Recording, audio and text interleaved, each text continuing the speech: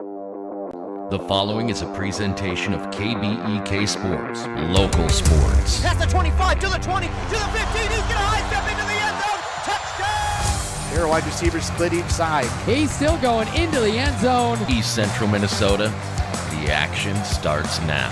To bring you the call, here's Ethan Game Day Gilman.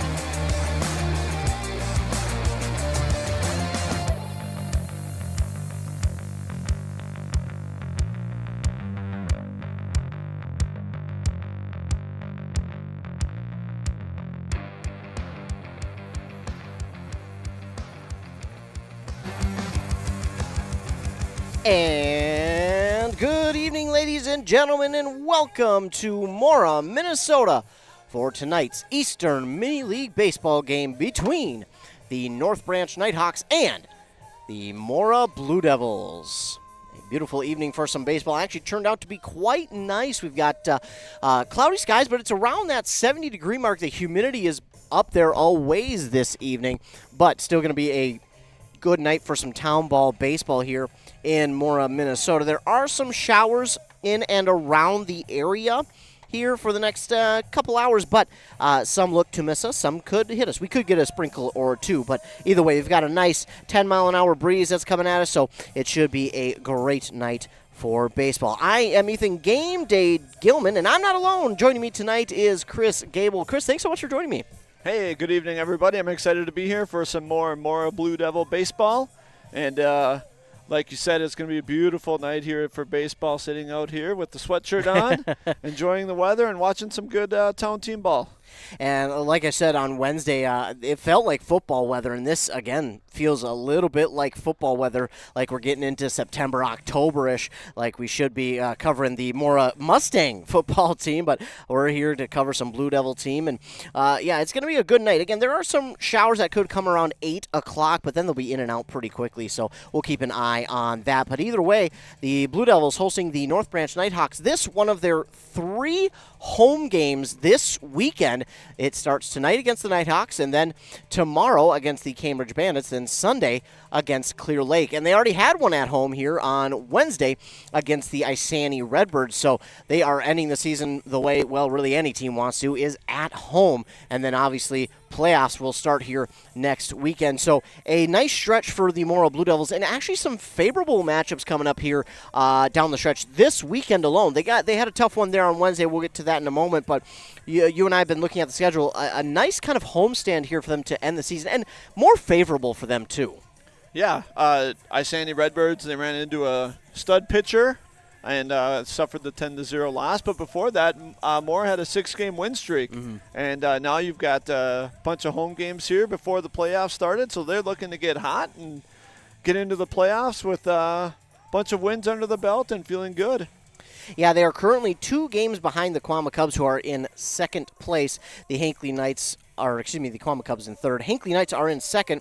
And because of the wild loss that Princeton had against Elk River, 13-0, well, that half game comes up and now plays a little bit of a factor there for Princeton. So that was a big loss. I don't know if anybody saw that coming, because before that, Princeton was on, I believe, a 13-game win streak, something like that. So they were on a run. But Elk River, there's some about Elk River late in the season that I don't know what they do, if they maybe just get a lot of their players back during the end of the season. But, man, do they know how to play at the end of the season. They are so good at the last couple weeks of the season. That's why last year big reason why they were able to upset Hinckley in the tournament last year. And honestly, they're on a 2-game win streak. I don't see why they won't do it again. They score 135 runs per game.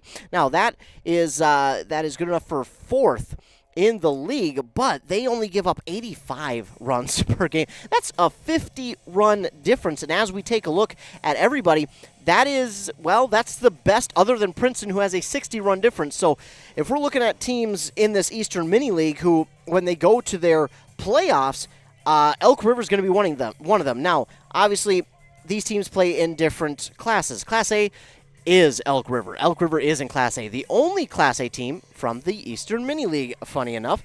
Class B is Chisago Lakes, Hinckley, Princeton, Isani, Moose Lake, and North Branch. And then Class C does have Mora in it, along with Bram, Cambridge, East Bethel, Ham Lake, now then Ogilvie, Quamba, and St. Francis. So there is a good chunk there in C. That is where Hinckley came up from. But the Elk River Lumberjacks are a team to watch here. And even though they're not a team that's playing tonight, even though they're not a team we won't cover normally, this is an impressive stat for a team who still actually has a losing record at 10-12, but they're still plus 50 in the good side for runs. Yeah, they obviously haven't figured out how to play their best baseball in late July as they prepare for the playoffs and get ready to make a run when it matters the most. Yeah, and I don't know how many times we talk to coaches and players. They say, when do you want to be playing your best baseball? Now. You want to be playing right at the end of the season, going into the playoffs. That's when you want to be playing your best. And Elk River's doing that. Other teams that are playing really well, Mora is one of them, though. You mentioned how they were coming in with a 6-game win streak up until Wednesday. They were 12-5. That was a better record than Quamba, but their division, or their league record, I should say, was 8-4. So they were a game and a half behind the Cubs in that category. But had they, let's take Wednesday's game out of the conversation, this is a really tight race for not only second and third, but also fourth. Mora, after this weekend, could honestly find themselves in that third or second spot. Yeah, most importantly, like we've talked about, Mora wants just to get a couple wins here, get some wins at home, get back on the win streak, get back on the winning train, and get ready for playoff baseball. Yeah, and it is going to be a lot of fun here as they host the North Branch Nighthawks tonight, who are second in the Eastern Mini-South, 2.5 games behind the Redbirds. They and Chisago Lakes are battling for that second spot right now. It has been a really good race between those two teams. Those two teams have had up and down seasons. Chisago Lakes is 7-9. North Branch is 7-5.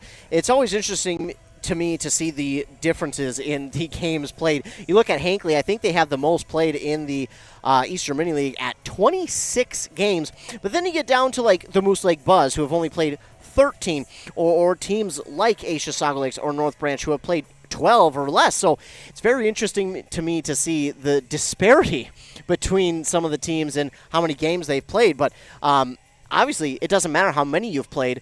All these teams have shown their strengths in the games they have played already. Yeah, Mora here is 12-6, so they've played 18 games. Mora has 125 points or runs scored, and they've given up 81. And you look at North Branch in their 12 games, they've scored 102 runs and have given up 92 runs.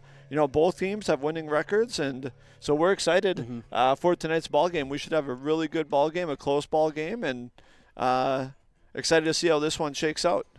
It will be a very interesting ball game here tonight. Of course, we do have a little bit of insight as to who might be throwing here tonight for each side, but not getting into that yet because, Mora has done a really good job of taking the local talent and putting it on its squad. I mean, I will recognize a lot of the names that play here with the Blue Devils tonight from the high school teams, whether it be football, baseball, basketball, wrestling. I mean, these guys have really kind of done it all around Mora. And then there are some veterans who have been here for a while as well that some people will recognize too. So, and some might be parents to some of the kids you might recognize. So it's really cool to see that this team has been able to kind of recoup that local talent as well as they have, and that these players want to come back. And I think that just speaks to this program here for Mora and obviously Coach Pautsky. Yeah, it's really what makes town ball in general a great thing, right? Parents, kids, you've got family members, siblings playing, and coming straight from high school baseball onto these town ball teams. And it's a great town team affair. It's a great family affair, and just coming out and watching some great baseball with people that you've followed throughout the years, maybe even all the way through youth up and now till adults. Yeah, now some have gone to Quamba. Some have gone over to play to Quamba, but it's so fun to see all these local teams. And those rivalries are great, right? Because Yes. I'm sure there's a lot of trash talking between the Mora kids and the Quamba kids who go over and play for Quamba. I believe the Oslins are with Yes. Quamba, Yep. and so I'm sure this is probably what makes town ball great, right? The rivalries between the local teams who play together in high school and then go their separate Yep. ways for town ball and come together to face each other a few times a season. Yeah, that is what's fun about it. I mean, you see some of these guys who are like, oh, hey, I remember him for that team. I remember they played together. Oh, now they're on opposite teams. Now they got to play against each other. It is fun to see that, and it's fun to see how it plays out and the friendly rivalries that develop, and maybe some of the fun trash talk or even some of the shenanigans that maybe get pulled during a game. I know on Wednesday, Phil Bray with some of the Mora veterans, he was underhanding it, just lobbing it over their head for a ball. It's a lot of fun, and I think that's the fun thing about town ball is as competitive as these teams and these guys are, as much as they are fighting for positions in their divisions in the first place, second place races, whatever that is, they still know how to have fun. They still bring out the best of baseball, and that is, I think it's always been just having fun. Yeah, ultimately, they love playing baseball, and it's a great American pastime, right? So Yes. they want to come out and play baseball for as long as they can and have fun doing it. Yeah, and a lot of these guys have been playing what seems like forever, but we're still happy to see them playing and playing at a high level as well. So we are here in Mora, getting ready for the Mora Blue Devils game as they host the North Branch Nighthawks here tonight. As we'll go ahead and take an overlook of how the Nighthawks look here this evening, looking at some of their leaders in the batting worlds in averages. Pills, he leads the team with 433 batting average. Then Thorson has a 419 batting average. Then Orff has a 409 batting average. Then you go to Skroke, who has a 378 batting average, and Matson then rounds it out with a 368 batting average. In the pitching world, Pills, he has a 2-0 record with 12 strikeouts at 3.91 ERA. Helene does not have a win-loss, but he does have 19 strikeouts, which on this part of it does lead the team with a 5 ERA. And then Goggin has a 1-1 record, 14 strikeouts, and a 10.80 ERA. We can take a little bit of a closer look at it if we go to their stat page on their website and take a look who leads them in pitching. Again, it is Pills with that ERA, but a lot of these guys have not pitched a ton. Pills leads them in innings pitched in 23. The next closest is Goggin in 16 2/3. Other than that, everyone is under double digits. So, but they have only, again, played 12 games. So yep. there's not a lot of pitching. And sometimes, I don't know, I feel like sometimes that can work against you because some of those guys may not have gotten to pitch as much as you would like to have seen them, but still they do get their guys out there. And you'll see late in the season like this too with teams trying to save their top 2-3 guys' arms. A lot of the other guys will come in and pitch a lot more. Yeah, and looks like North Branch has kind of gone with pitching by committee here. Like you said, the most innings pitched by anybody is 23, and he's faced 99 batters, and that's kind of been their most on the season. So we don't know who's starting for North Branch tonight, but I'm assuming we'll probably see a few different guys tonight. Yeah, it would not be a surprise to any of us to see those. Either team really go through maybe a couple of different guys, but we do know Mora is going to be getting one of their top guys out there on the mound. If we take a look at some of the other batting averages, Brendan McKelvey, he has a 333. Schwabel has a 333 as well, and then Nick Solberg a 321. That rounds out the top guys with a 321 batting average, or a 300 batting average. As we take a look at it, home run wise, they have two. One from Thorson and one from one from Kramer on the team as well. And then RBI leaders is Pills and then Thorson, who have 13 and 12 respectively. But again, some of these numbers, if we look at a team like Mora, who has played a lot more games, may seem a bit skewed. Yeah, I just got word here that Tanner Heelan is pitching for the North Branch Nighthawks. He's got 4 games on the season, 9 innings pitched. He's faced 47 batters, has 5 earned runs, and that gives him a 5.00 ERA with 19 strikeouts on the season. So he will be pitching tonight for the North Branch Nighthawks, and Again, that's a name you'll recognize because Helene is the athletic activities director up at North Branch High School. So a lot of local connections, and I personally I'd just love to see the locality of all these teams and how you can recognize so many names and say, hey, I remember that one. So, but then if we go over to the Mora Blue Devils and take a look at some of their stat leaders, Peterson leads them with a batting average of .389, Hoffman with a .357, Graves with a .338, and Nelson with a .328, and then Van Someren has a .296. Leading them in pitching, well, we're going to say his name a lot tonight because he's the starter. Derek Graves is going to start tonight. He has a 5-2 record, 56 strikeouts to lead the team, and a 1.40 ERA. Logan Graves, though, is behind him with a 1-0 record, 18 strikeouts, and a 2.7 ERA. And then Nathan Nelson comes in right behind those two with a 4-4 record, 47 strikeouts, and a 4.93 ERA. So Derek Graves has really made a name for himself here the last few years, and he's getting it done this year in the pitching world, and we're excited to see what he can do, here tonight. Yeah, he's one of those former Mustangs that we talked about coming back here and pitching for the Blue Devils and doing an outstanding job. I'm sure he's going to be the guy that you see throwing in the first playoff game of the year.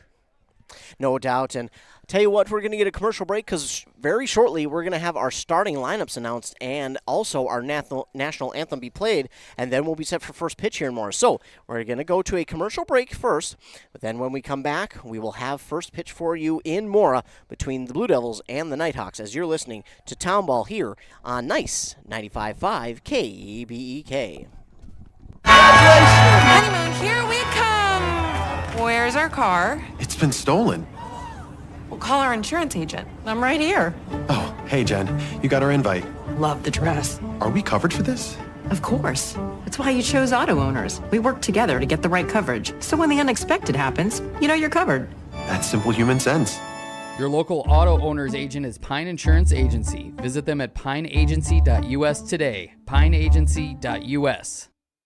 Embrace Orthodontics offers a unique, specialized approach to orthodontic treatment with custom braces or Invisalign. The team at Embrace loves getting to know their patients personally and takes the time to make sure all your questions are answered. Their board-certified orthodontists use only the latest in modern technology to give you the best outcome possible. They work with your insurance company and offer flexible financing options to fit your budget. Call today to set up your free exam and see how Embrace Orthodontics can transform your smile. More online at embracemn.com. That's embracemn.com. Minnesota Twins baseball. Twins 2, Blue Jays nothing, ninth inning. The 0-2 to Varsho. He struck him out! Twins win!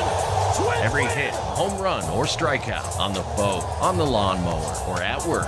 All the action is right here. This is Royce Lewis. This is Ryan Jeffers. Hey, Twins fans, this is Rocco Baldelli. You can catch Twins baseball all season long right here. The Twins! On Cool Country 100.9 WCMP.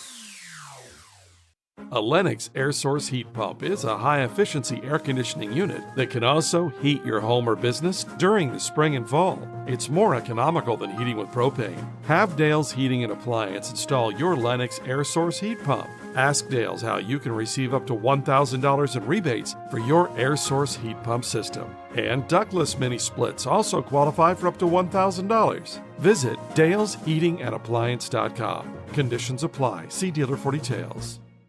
Physical therapy. It's one of those services you don't think about until you need it. Pain happens. Count on the team at Physical Therapy Consultants to help. Physical Therapy Consultants, with locations in Zimmerman, St. Francis, Andover, Ham Lake, and recently merged North Branch and Isani, accept all insurance plans, workers' comp, and auto. Their expertise can help you and your body repair. Find out how Physical Therapy Consultants can help you heal. Call 1-888-THERAPY today. That's 1-888-THERAPY. Physical Therapy Consultants. The mushroom melt is back at A&W. How does this sound? Sautéed seasoned mushrooms and onions with melted Swiss cheese on your choice of a juicy burger or grilled chicken. Then add golden French fries and a medium soft drink. It's the mushroom melt and fries combo at A&W. Now, top it off with a classic A&W root beer float featuring vanilla soft serve and made fresh root beer, all in a frosty mug. Or how about the A&W root beer freeze? Signature combos and delicious treats always at your local A&W restaurant in Pine City. Make your next stop the Freeway Holiday Station store in Pine City. Right now, save on all your favorites, like Monster Energy drinks, 4 for $8. Lots of Matza pizzas are 2 for $16.99. And those famous meal deals, hot dog or hot snack, chips, and an extra large pop for $3. Or any breakfast or lunch sandwich, hash brown, and 16-ounce Ghost, Bang, or C4 for just $5. Plus, propane is only $3.99 a gallon. You gotta stop somewhere, so make it the Freeway Holiday Station store in Pine City. Aurelius Manufacturing has been providing innovative solutions to customers since 1926. Specializing in the production of custom welded hydraulic cylinders for over 40 years, our focus is on providing value to customers through innovative problem solving, quality workmanship, and customer service. Our team works with your team to develop designs that provide the most value for your application. We leverage technology and craftsmanship, turning designs into finished products quickly and accurately. Aurelius Manufacturing is a proud sponsor of the Brand Bombers. Need a prescription or medication advice? Wellia Health's community pharmacies in Mora and Pine City are open Monday through Friday from 8:30 a.m. to 6 p.m. and on Saturdays from 8 a.m. to 1:30 p.m. Our friendly pharmacists are here to answer your questions and to help with prescription transfers. Call us at Pine City 320-322-5141 or Mora 320-679-3999 or visit welliahealth.org. Your journey to smile with your forever starts at Embrace Orthodontics. The team at Embrace is committed to providing world-class care and a remarkable orthodontic experience. Choose between custom Light Force braces or Invisalign clear aligners with locations in Pine City, Lindstrom, and Cambridge, and a plan to fit your budget, whether you have insurance or not. Embrace Orthodontics will make your smile journey comfortable, convenient, and customized just for you. Visit EmbraceMN.com today to find out how to set up your free exam. EmbraceMN.com. Embrace Orthodontics. A smile you will embrace forever. Finding that missing shin guard. Remembering whether it's a home or away game. Getting the right kid to the right playing field on the right day. Why are simple things sometimes so complicated? Thankfully, with auto owners, insurance doesn't have to be one of them. We work with independent agents who keep insurance simple so you can worry about more important things, like not being that fan. Oh, come on, ref! That's simple human sense. Your local auto owner's agent is Pine Insurance Agency. Visit them at pineagency.us today. pineagency.us. Need reliable energy? Burnett Dairy Cooperative has you covered with top quality propane services. Whether you're heating your home, running your business, or firing up the grill, our propane is safe, efficient, and always dependable. Choose Burnett Dairy Cooperative Propane, your trusted partner for all things energy. Stay warm, stay powered, stay local. A&W Restaurant Pine City is still making fresh root beer, that signature item since 1919. It's still made fresh and on-site with real cane sugar and a blend of secret ingredients. It doesn't get any better than this. Their world-renowned A&W root beer is a classic treat, and they can top it off with creamy vanilla soft serve to be known as the famous A&W root beer float. Now that's smooth, tasty, and refreshing. An American iconic A&W root beer float. It never tasted so good. A&W Restaurant Pine City. Come grab your root beer float today. Back here on Nice 95.5 FM KBEK as we get set for tonight's matchup between the Nighthawks of North Branch and your Mora Blue Devils. Taking a look at how the Blue Devils will line up defensively on the mound and pitching, as we mentioned, is Derek Graves. Then back behind the plate catching is number 4, Josh Norby. Over at first, it'll be number 13, Wyatt Foss. At second, it's 23, Mike McGee. At third, it's number 40, Nick Hoffman. Then at short, it's number 1, Nathan Nelson. In the outfield and left, it's 15, Austin Peterson. In center, number 5, Logan Graves. And in right, it will be number 26, Bryce Norby. Clint Matson will lead it off for the Nighthawks.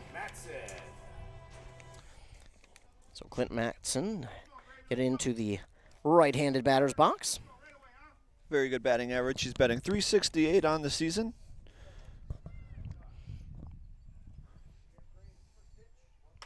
First one is swung on and popped up right to the second baseman and caught for the out. So it's a quick one pitch, one out for the Blue Devils. Well, not a bad start here, Chris, for the Blue Devils. Yeah, first pitch, got a first pitch strike and got him to fly out to second. Good way to start the game. And now coming to the plate, Jimmy Skroke. First pitch to him is in there for the strike. Next one will miss for ball 1.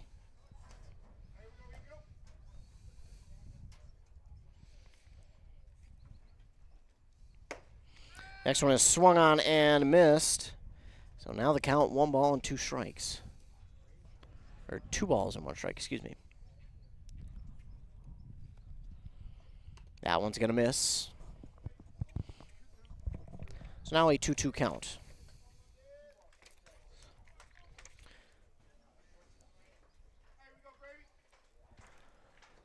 Again, Derek Graves on the mound. He sets and readies for this 2-2 to Skroke. And the pitch, it misses for ball 3. So that will run the count full now for the Nighthawks number 28. And the next pitch on the way. That misses, and it will actually roll to the backstop. And that's a walk for the number 2 batter. And now they'll bring to the plate number 4, Andrew Orff.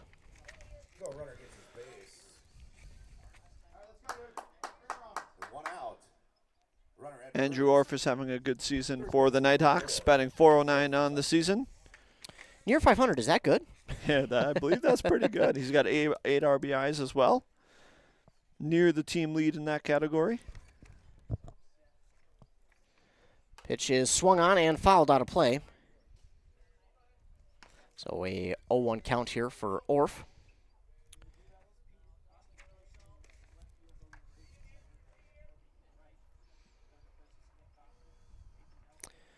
Derek Graves readies. Here's the 0-1. That is actually going to run inside on the batter. It's ball 1, and it gets away from the catcher, Norby, but it's close enough to keep the runner there at first.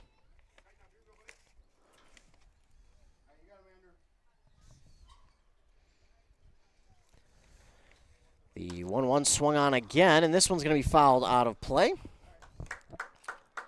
So that will now put the count at 1 ball, 2 strikes. Into the weeds. That ball's not coming back. No.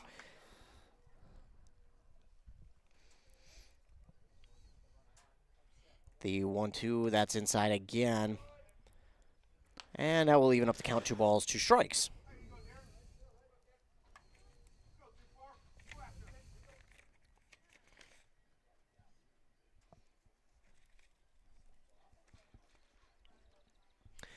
Derek Graves will step off, compose himself.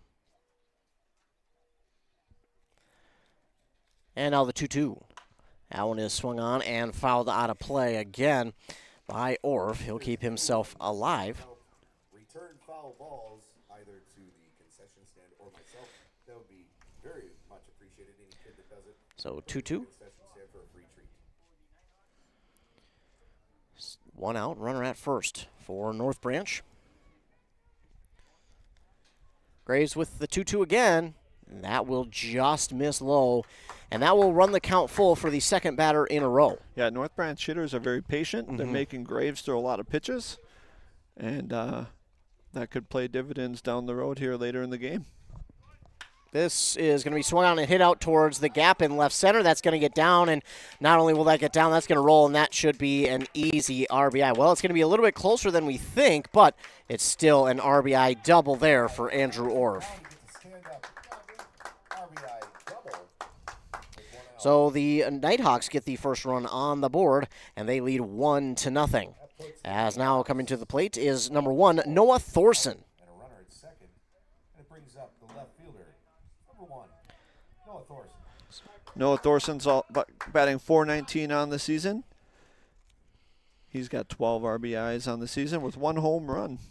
We've got their top kind of 4 guys average-wise at the top of the order, which some teams will do, some teams will kind of scatter them throughout, but North Branch wants to kind of pile them on the front part of this order, and so far so good as this one is swung on and fouled out of play here by Thorson, and Graves sets and readies the 0-1 to Thorson. That's in there and fouled back into the netting, and that will move the count 0-2 now for Thorson. Runner at second, 1 down. Yeah, Graves got ahead of the last batter, 1-2 before going full. He's got Thorson here, 0-2, so we'll see if he can get a big strikeout here with the runner on second. Yeah, this is actually the first 0-2 he's had of these first few batters, so let's see if he can't make the most of it as he sets and readies, and the 0-2 on the way. And, well, that one will actually go over the head of the ducking Thorson. Ducks underneath that one for ball 1. Well, we know Graves, the ace for the Mora Blue Devils, but not the best of starts here so far. But, again, sometimes just take a little bit to get warmed up. Graves will ready again with the 1-2, and that one will miss low to even up the count. 2 balls and 2 strikes.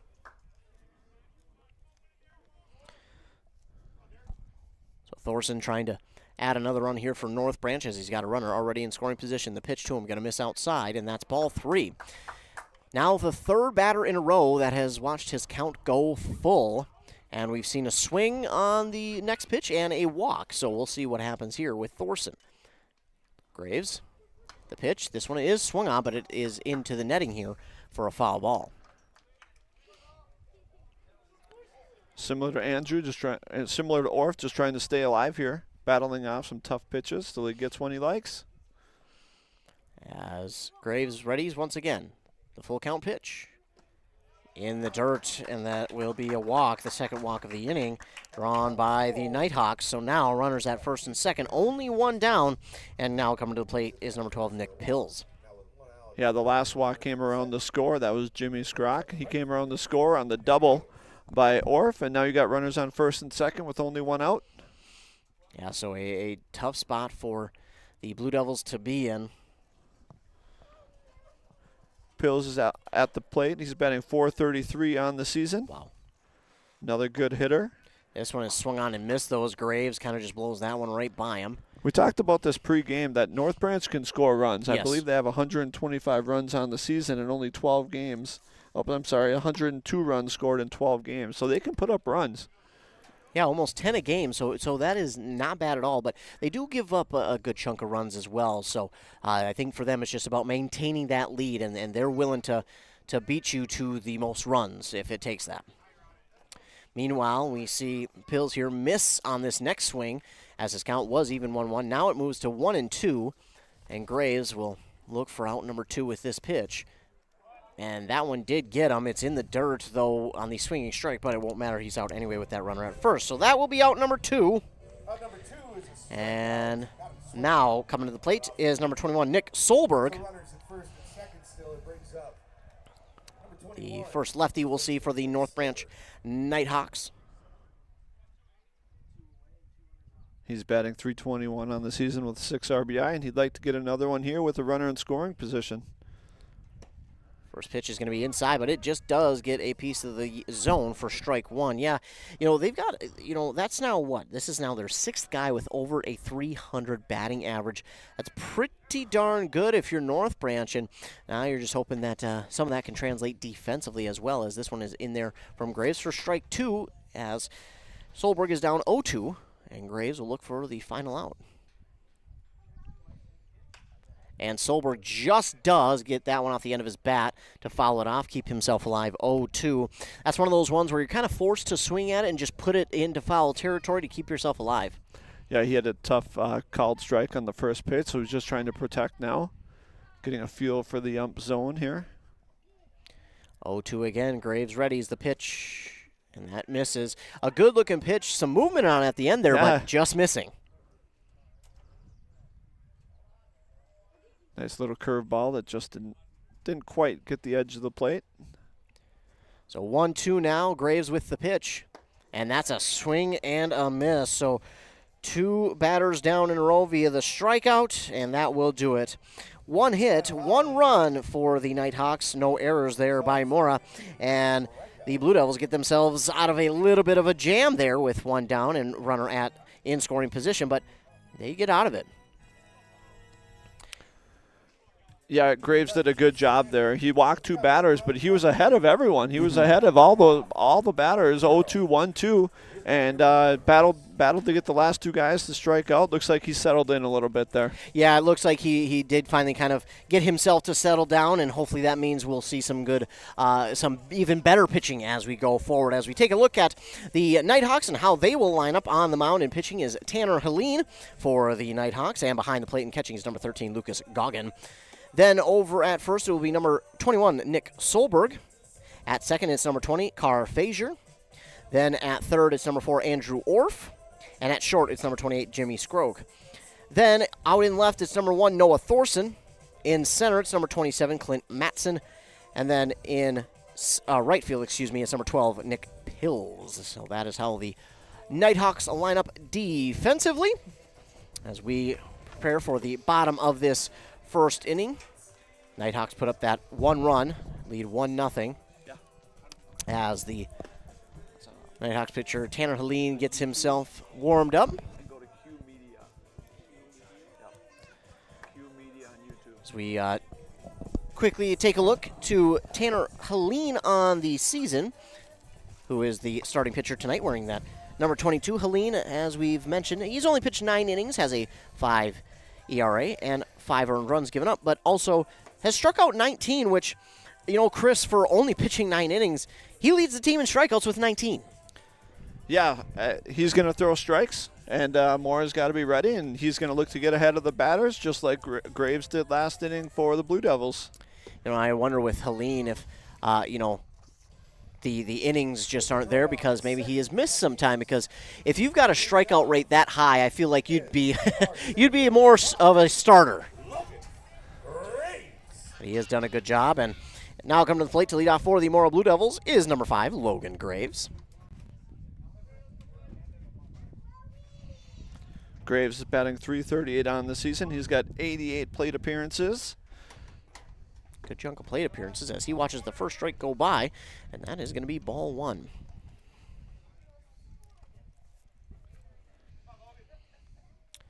Yeah, he's definitely he's played in 18 games, so that means he's played in every game this year for the Blue Devils. So he's been a regular.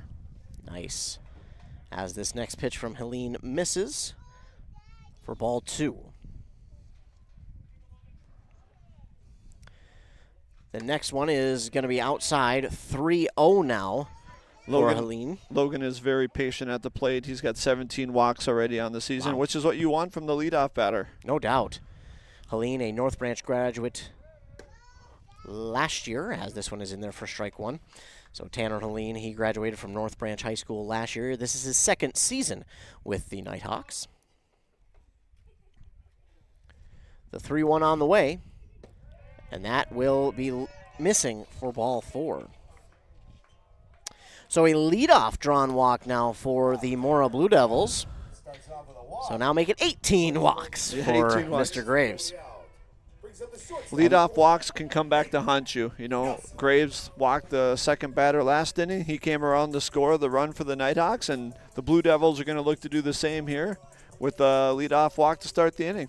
Well, and you've got Nathan Nelson, who it seems like he can just do it all, really. I mean, he is just that guy that can kind of do it all. He pitches. He's out in the field everywhere. He can bat really well. He can run the bases real well. He's just kind of a threat everywhere he goes as he watches strike 1 go by. So Nathan Nelson, this is a good chance, a good spot for the Blue Devils to get that run right back. Nathan's batting .321 on the season. .328, with 12 RBIs. As the second pitch is taken for a ball here with 1-1 count. You've got Graves at first, who already kind of fooled everybody and trying to steal, as this one is going to go underneath the legs of Goggin and roll almost close to the backstop, not quite there, but it will allow Graves to take second via the passed ball. And now a runner in scoring position for the Blue Devils. We talked about this the last time I was with you, how important it is to have clutch hitting with runners in scoring position. Yeah, and Mora will definitely need that tonight after Wednesday night. Did not go their way hitting-wise. I think they had a total of 3 hits in that game, so less than ideal, but certainly be looking to turn that around here tonight as the count for Nathan Nelson moves to 3-1 with that pitch going outside the zone. Good stop by the catcher there. Tough ball in the dirt. Was able to scoop it up. Yeah, really good reaction by him as Helene with the 3-1. Oh, and that is just going to get enough of the strike zone for strike 2. Nathan Nelson thought he was walking down to first, but that strike just did get enough of that zone on the inside part of the plate. So a full count here for Nelson. Helene readies, and the pitch. And that misses, and that is the second walk in a row here for the Nighthawks. So 2 walks in a row will put runners at first and second for Bryce Norby. Bryce Norby came in to pitch a little bit there on Wednesday. He went in and threw 2 1/3 innings, gave up 3 hits, 3 runs, walked 1, and struck out 3. As the next pitch is going to miss the plate for ball 1. Bryce Norby's batting .289 on the year. He's got 7 runs driven in, and he'll look to drive in the leadoff runner, who's now on second, Logan Graves. This next pitch from Helene is in there for strike 1, so now a 1-1 count for Bryce Norby, the right fielder. 1-1. On the way. And Norby kind of reaching for that one, kind of second guessing on that one, not 100% confident in that swing, you can kind of tell, and unfortunately swing and miss for strike 2. I think he was expecting a fastball and came with an off-speed pitch that caught him off guard a little bit. Good pitch from Helene as the 1-2 is on the way. And Norby hits this one into shallow right, and that's going to get down for a base hit. They will send the runner from second. Logan Graves being waved on around. The throw not going to be there. They will hold on to it, and that will be an RBI single for Bryce Norby into shallow right field. And the Blue Devils have tied this game. So runners stay first and second, but the runner from second came around to score. And we're quickly tied at 1 with no outs for Austin Peterson, the cleanup man. Good clutch hitting there for Bryce, lining it in the right field. Helene with the first pitch inside to Peterson. That one just got away from him a little bit as Peterson ducks out of the way.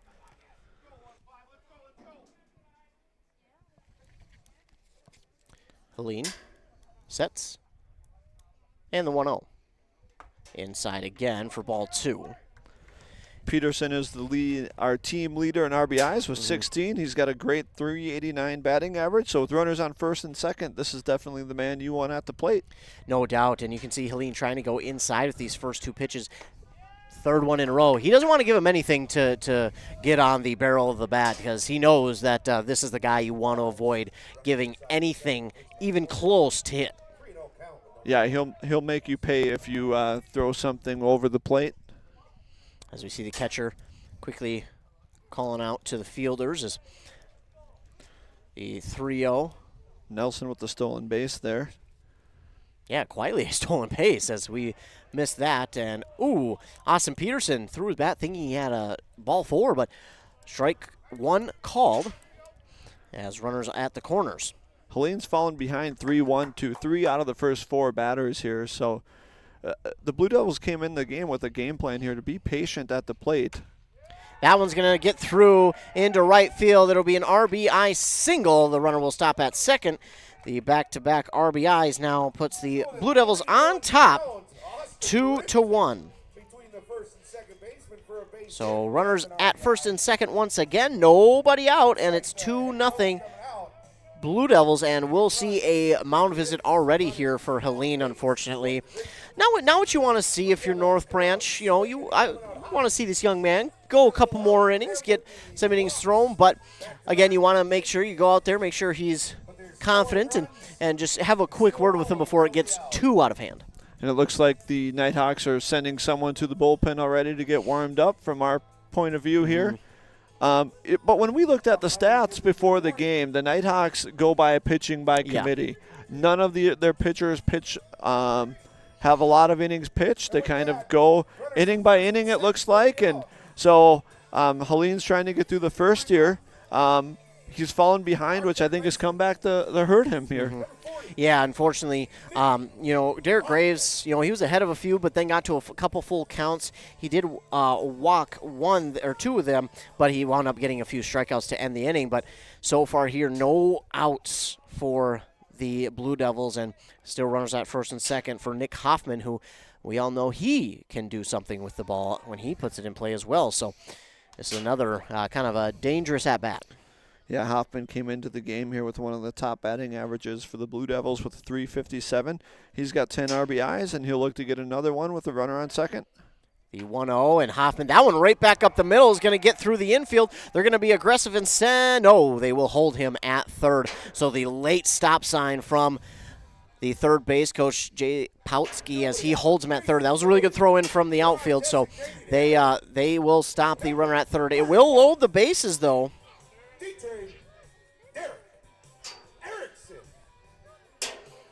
After that single from Nick Hoffman. And now Darren Erickson comes to the plate. So after starting the inning with 2 walks, the Blue Devils have had 3 straight singles. And now, and to the first pitch to Erickson is ball 1. Darren Erickson has only played 5 games this year for the Blue Devils, but he's got a .316 batting average and 19 at bats. Yeah, so not a bad batting average for as few outings he has had. A 1-1 count for him. And infield is in, expecting the bunt. The next pitch is in there for strike 2. That's a good-looking pitch there from Helene. They had some movement there late on it. And now a 1-2 for Erickson. You can see on camera here that the runner on second is getting a huge lead. He's standing behind the shortstop, halfway to third base. Yeah, he's ready. He's doing ready. that. He's doing that because he can see that there's nobody guarding second with the second baseman in his usual spot and the shortstop playing in on the infield. Erickson held his swing. It will be ball 2, and with that pass ball, it will allow the runners to advance. So now runners at second and third. It will unload the bases with the runner scoring from third on the pass ball. It's a now 3-1 game.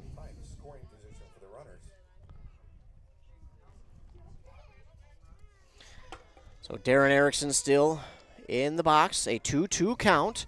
Runners now at second and third, nobody out.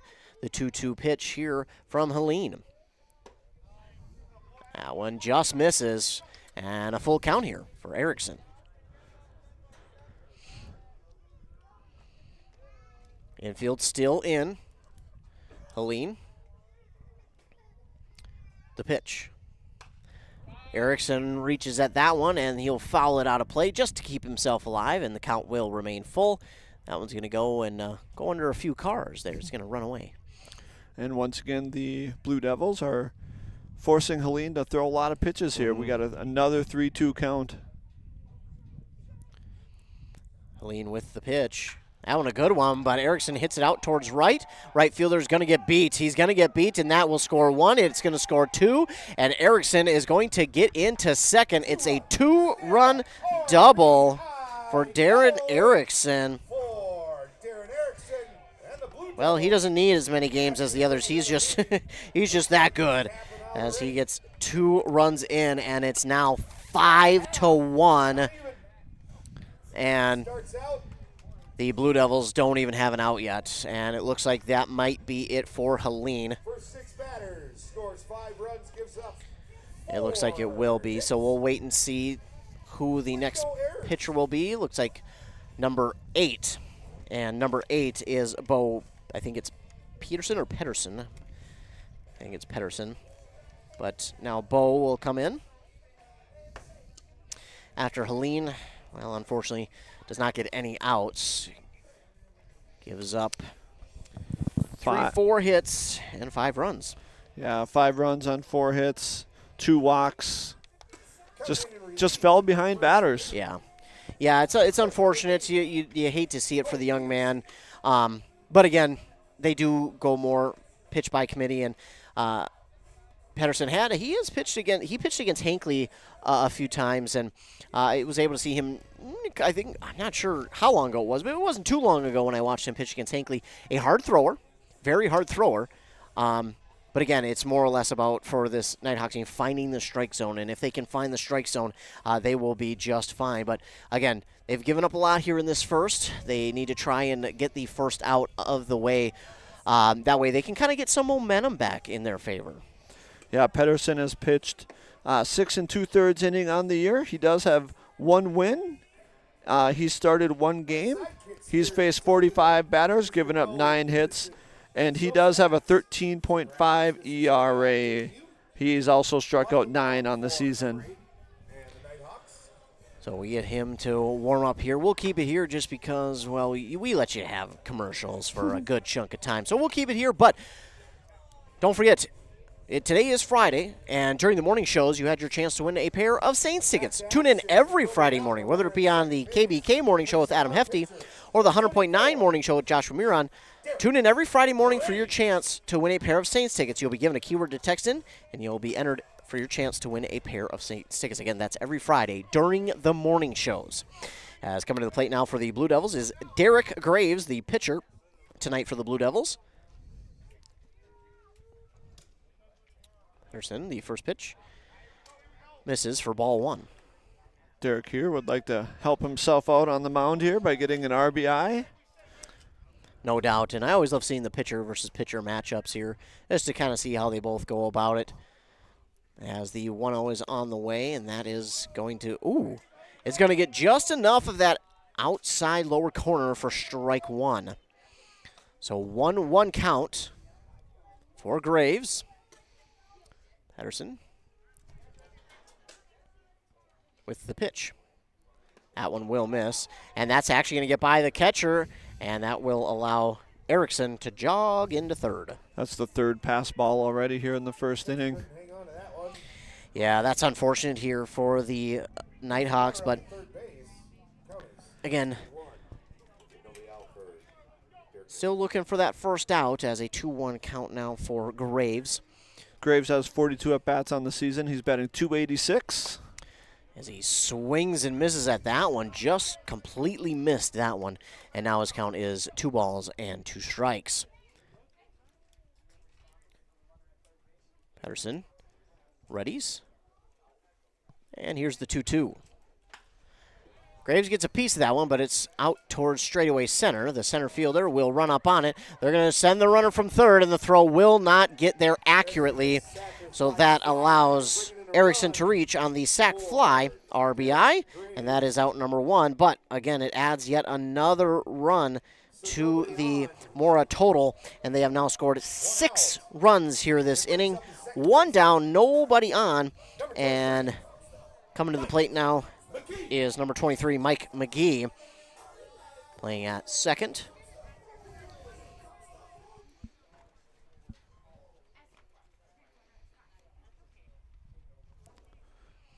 The pitch here from Pedersen, that just goes high for ball 1 to Mike McGee.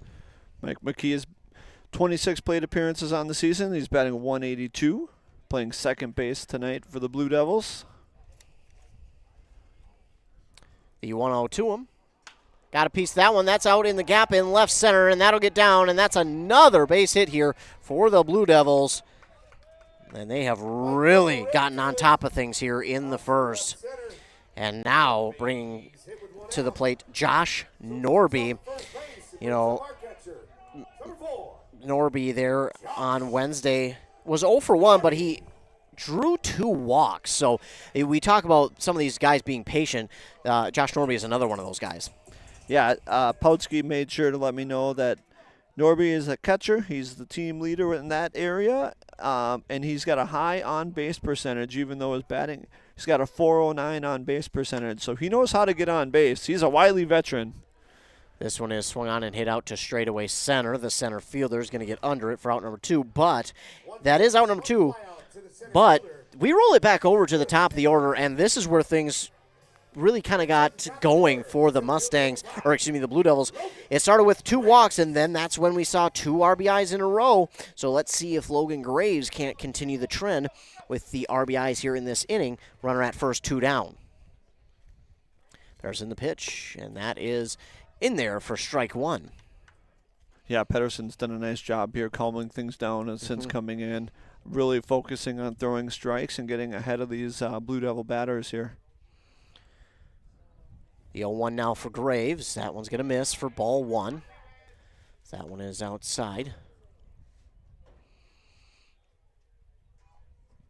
McGee, the runner at first. Pedersen readies. Here's the 1-1. And Graves, a late decision to swing on that one. Ooh, somehow misses every car in the parking lot as it bounces on the pavement, but that will make it 1-2. Graves there, good pitch to swing at, but just a little bit late on it. Yeah, 1-2 count. He's protecting the plate.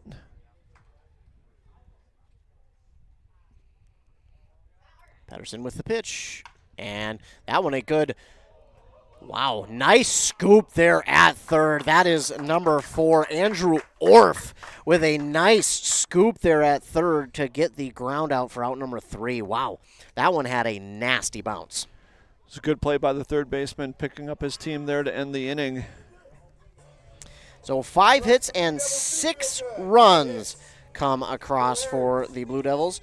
No errors by the Nighthawks, and that does it for our first inning of play. On that Embrace Orthodontics scoreboard, Blue Devils on top of the Nighthawks 6-1. And we'll stay here. Again, you had enough of a commercial break there before pregame, so we'll get our commercials in, though, in the third. But for now, we'll keep it here and let you know that there are lots of people here. This is nice to see people coming out and supporting the local town ball team here this evening. Some people got here a little bit later than others, but we're starting to fill out here at the ballpark here in Mora. Beautiful night for baseball. We've got the sun starting just to shine through. It's warming things up a little bit, actually. So this sweatshirt, I feel like I might start to sweat a little bit. We were expecting it to get a little bit chilly, but not so.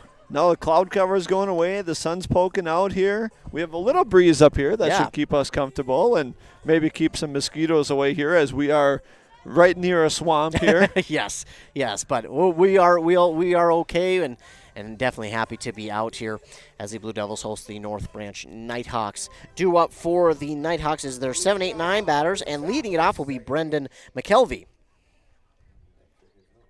Number 24, designated hitter Brendan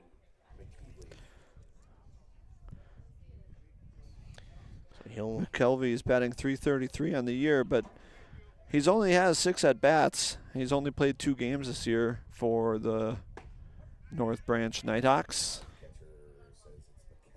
So that one is in there for strike 1 to him from Graves. Graves with the 0-1. That misses for ball 1. You know, McKelvey, he played against the Hinckley Knights. I was able to call that game. He did have a couple of hits there in that one, a couple of nice hard hits. And as he swings and misses on that one from Graves, Graves just blew that one by him. And Graves, he moves so quick in between pitches, you really don't have time to talk too much. The 1-2. Just missing for ball 2 to even it up, 2 balls, 2 strikes. And you can see as he came out for this inning, he just off the first few pitches already looks a little bit more confident. Yeah, he looks more confident. He's working fast. He got ahead of this batter, which is something he did not do last inning. Mm-hmm. So now a 2-2 count after that one is fouled off. And Graves, the pitch, 2-2, swung on right to the second baseman. Cleanly fielded and thrown on to first in time for out number 1. Out number 1, ground out to the second base. 1 down now. And coming to the plate is Carr Fazier. Fazier is batting .294 on the season. He's got 3 RBIs. He's walked 4 times. Graves will ready and the pitch. Got a piece of that one, a foul tip. There for Fazier. But it will still result in the first strike.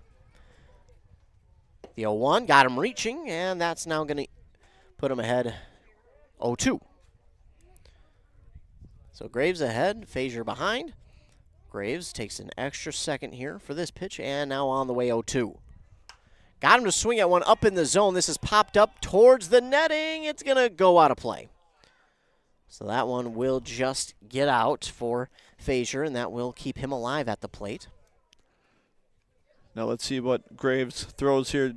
Up 0-2 in the count. Let's see what his strikeout pitch is. Yeah, I was interested that with that last pitch, he kind of took an extra second to make Fazier think about it, as he does here again. Switching it up a little bit. Certainly, I like to see that. Get some swinging on this one. Great curveball there.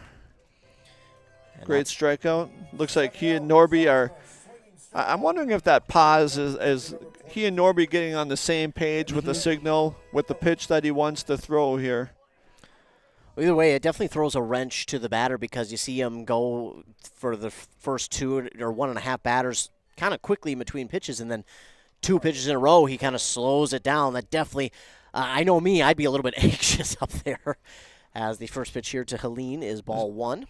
Looks like Bo Pedersen excuse me. batting here, who came in for Helene, who started the game at pitcher. So Bo Pedersen is up. Yeah, so he did take over at the pitcher spot. Now the 1-1 for him as he fouled that one off. He swings and misses on this one inside, and now a 1-2 count as Graves tries to make it a 1-2-3 inning. And the pitch. Just misses inside, and that will even it up. 2 balls, 2 strikes. 2 down here for the Nighthawks. Great looking pitch right there. 2-2 on the way. And he just does manage to foul this one off and well into the swamp back there. That one won't be coming back. I don't think the kids will be able to get to that one. They might need their floaties on to go get that one. Graves will ready it up. 2-2 again. Swung on, and it will be foul ball. That one just in front of the plate, but it is foul. So we'll keep the count at 2 balls, 2 strikes.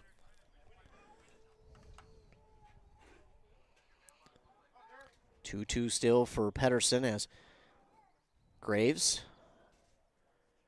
with the windup and the pitch.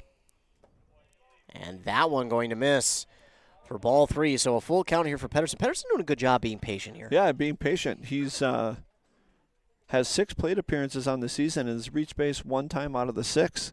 So he does not have a lot of plate appearances, and he's facing a great pitcher. So great at bat here for Pedersen. This one will bounce pretty high. The third baseman gets to it, throw on to first. In time for out number 3. That was not an easy play for anyone who was going to get to it, but Nick Hoffman does get to it in time and throws it accurately for the out. No hits, no runs, no errors by Mora. And we'll send her on down to the second, or the bottom of the second, I should say, with the Blue Devils still leading. So the Blue Devils did bat around last inning, and with that, it'll be the 2-3-4 batters, and not a bad spot to start if you're the Blue Devils here in inning number 2. No, you got some big hitters up here, know how to hit the ball, high batting averages, and Mora will look to build on their lead because, like we talked about, North Branch is going to score some runs tonight. And that is the one thing that North Branch does very well. So Mora wants to continue to put pressure on them and build as big of a lead as they possibly can as the evening wears on here. Yeah, and I think all of us would be surprised to see North Branch only manage to get the 1 run. I don't think any of us expect them to only have 1 run here tonight. But for Mora, this is as good a start as you could have asked for. 6 runs in the first inning alone. I mean, you do that, you're asking for an early night here tonight. Obviously, you don't expect them to continue to carry that throughout the, 3, 4, 5 innings. But if you can at least, get through and get a couple runners on, maybe even score one here in this inning, I think you definitely carry some of that momentum over. Yeah, your number 1 pitcher started tonight for the Blue Devils, and he struggled a little bit in that first inning with a couple walks and gave up a hit and gave up a run. And what you want is for your team to bounce back in their half of the inning, which Mora did, scoring 6 runs and chasing Helene out of the game in the first inning and getting into their bullpen right off the bat. And now Graves thanked the team by coming out in the second inning and went 1-2-3 with a couple of strikeouts and, 1 strikeout, but North Branch did not have any threat at all in that inning, and so now Blue Devils are back up to the plate wanting to build on the 6-1 lead. Complimentary baseball right now, and as Nathan Nelson will lead it off for the Blue Devils, and this is another guy who you're really okay with leading off an inning, especially with how well he's done. He drew a walk last inning, and then on Wednesday he was unable to reach, but all for an error. He did reach, looks like on a walk, but he was thrown out. As the first pitch to him will miss for ball 1. And yeah, unfortunately here, a high percentage of balls thrown here by North Branch, but unfortunately a lot of first pitch balls as well. As the next one will miss for ball 2. Nelson walked in the first inning, like you said. He came around the score on Bryce Norby's RBI single. So 2-0 for Nelson as Pedersen readies, and the pitch. That'll miss for ball 3. So not a great start to the first at-bat for Pedersen, but he's still got 3 more pitches to come back and get strikes. That one is in there for strike 1. This has been a little bit confusing for some of these batters because this ump is a little bit late on his strike calls. That's just the way he calls the game, but he's a little bit late, so some of these batters think, oh, ball 4. Oh, wait a minute. They take an extra breath before they before they can actually run down to first. Meanwhile, this one is a line drive right to the shortstop and the grab for out number 1. Well, he certainly got the one he wanted, just unfortunately hit it right at the shortstop. So now Bryce Norby will come to the plate. Nobody on and 1 down. Norby's 1 for 1 with a liner to right and a single and an RBI in the first inning. 289 on the season. And he wanted to go after that one. You could see it, but as he took that step with the lead foot, he stopped himself as that one swung just outside with that late movement for ball 1. The 1-0 now. Oh, inside this time, and that's ball 2, so Norby will just get out of the way. And Norby back into the left-handed batter's box. 2-0 the count, and the pitch in there for strike 1 on the inside portion. Norby was a little thinking that was going to come a little bit more inside, but in fact it stayed in the strike zone. 2-1. And Norby, this one, oh my goodness, it was heading straight towards center, but then it took a nice curve right to the shortstop, and he didn't all but have to stretch out his glove and make another line drive catch for out number 2. Very solid contact there. And Pedersen's done a really nice job here since coming in relief of Helene, really calming things down here. With 2 outs here, nobody on in the second for the Blue Devils. Austin Peterson now comes to the plate, and the first pitch misses low for ball 1. Yeah, he's doing a good job of getting some fly balls, and his defense has stepped up here these first 2 outs. We've certainly seen players who may not have been able to make those line drive grabs, but his shortstop so far has done a good job. That is Jimmy Skroke. So nice job by him as a 2-0 count now for Peterson. And that one stays high, and that is ball 3. 3-0 now for Peterson. And assuming no swing here. Again, wouldn't be the first time we see a swing 3-0, but it would not. It is rare. But it is a 4-pitch walk for Austin Peterson. So we've got a runner on, and coming to the plate is Nick Hoffman.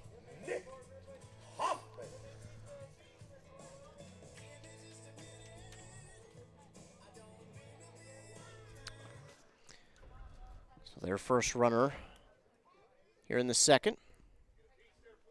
Hoffman trying to extend the inning. That one is going to get away from the catcher. They're going to have a play at second, but the throw not in time. And Peterson is into second after the pass ball. Throw down was actually a lot quicker than I think some of us might have thought it was going to be, but just came up a little bit short. Hoffman's 1 for 1 on the day with the run scored. He had a single in the first. The 1-0 pitch to him. Late swing went opposite field, and that's going to be enough, and they're going to try and score the run. And that will not get in time as Austin Peterson crosses the plate after the RBI single from Nick Hoffman. Oh, hey, however you can do it. Doesn't matter as they will extend the lead 7-1, and now Darren Erickson trying to do the same here as he steps into the left-handed batter's box. Remember, last time out, 2 RBIs. 2 RBIs, double the right center field. He'll look to do the same. Once again. Out towards right, and that's going to get down. It's going to be a ground rule double as it hits the top of the fence, and it is a ground rule double for him. So, unfortunately, the runner has to stop at third. That's unfortunate because that's he's scoring. Yeah, that's definitely an RBI. There would be another RBI for Erickson. Stand-up double on a play there. Not a bad start for Erickson. 2 for 2, 2 doubles, 2 RBIs. And not at all. Especially since he has not played that much this year. So, but he read that one and absolutely drilled it on the first pitch. Now Derek Graves comes to the plate. He had a sac fly last inning. Unfortunately, can't have that here with 2 down. So he'll look to put one in play. Again, runners in scoring position here, second and third with 2 outs, and these are when you want to get these runs in here. Want to get big hits with runners in scoring position. And that will not help. That is into foul territory, and the third baseman does come over to make the play. So, unfortunately there for the Blue Devils, that squanders what could probably have been 2 more runs, but a fly out there to the third baseman for out number 3. 2 hits, 1 run across the board for the Blue Devils. No errors by the Nighthawks, and it's 7-1. So 7-1 our score. The Blue Devils lead over the Nighthawks after 2 full innings on that Embrace Orthodontics scoreboard. And we're going to take a quick commercial break, and we'll be back after a word from our fine sponsors here on Nice 95.5 KBEK. Hey there, neighbors. Matt Winsan, CEO Burnett Dairy. Farmers are the people that wake up before the sun, who battle the elements, and tend to their crops and herds with a passion that runs deep in their veins. At this time, I would personally like to thank the farmers. From all of us at Burnett Dairy Cooperative to all of our incredible farmers, thank you.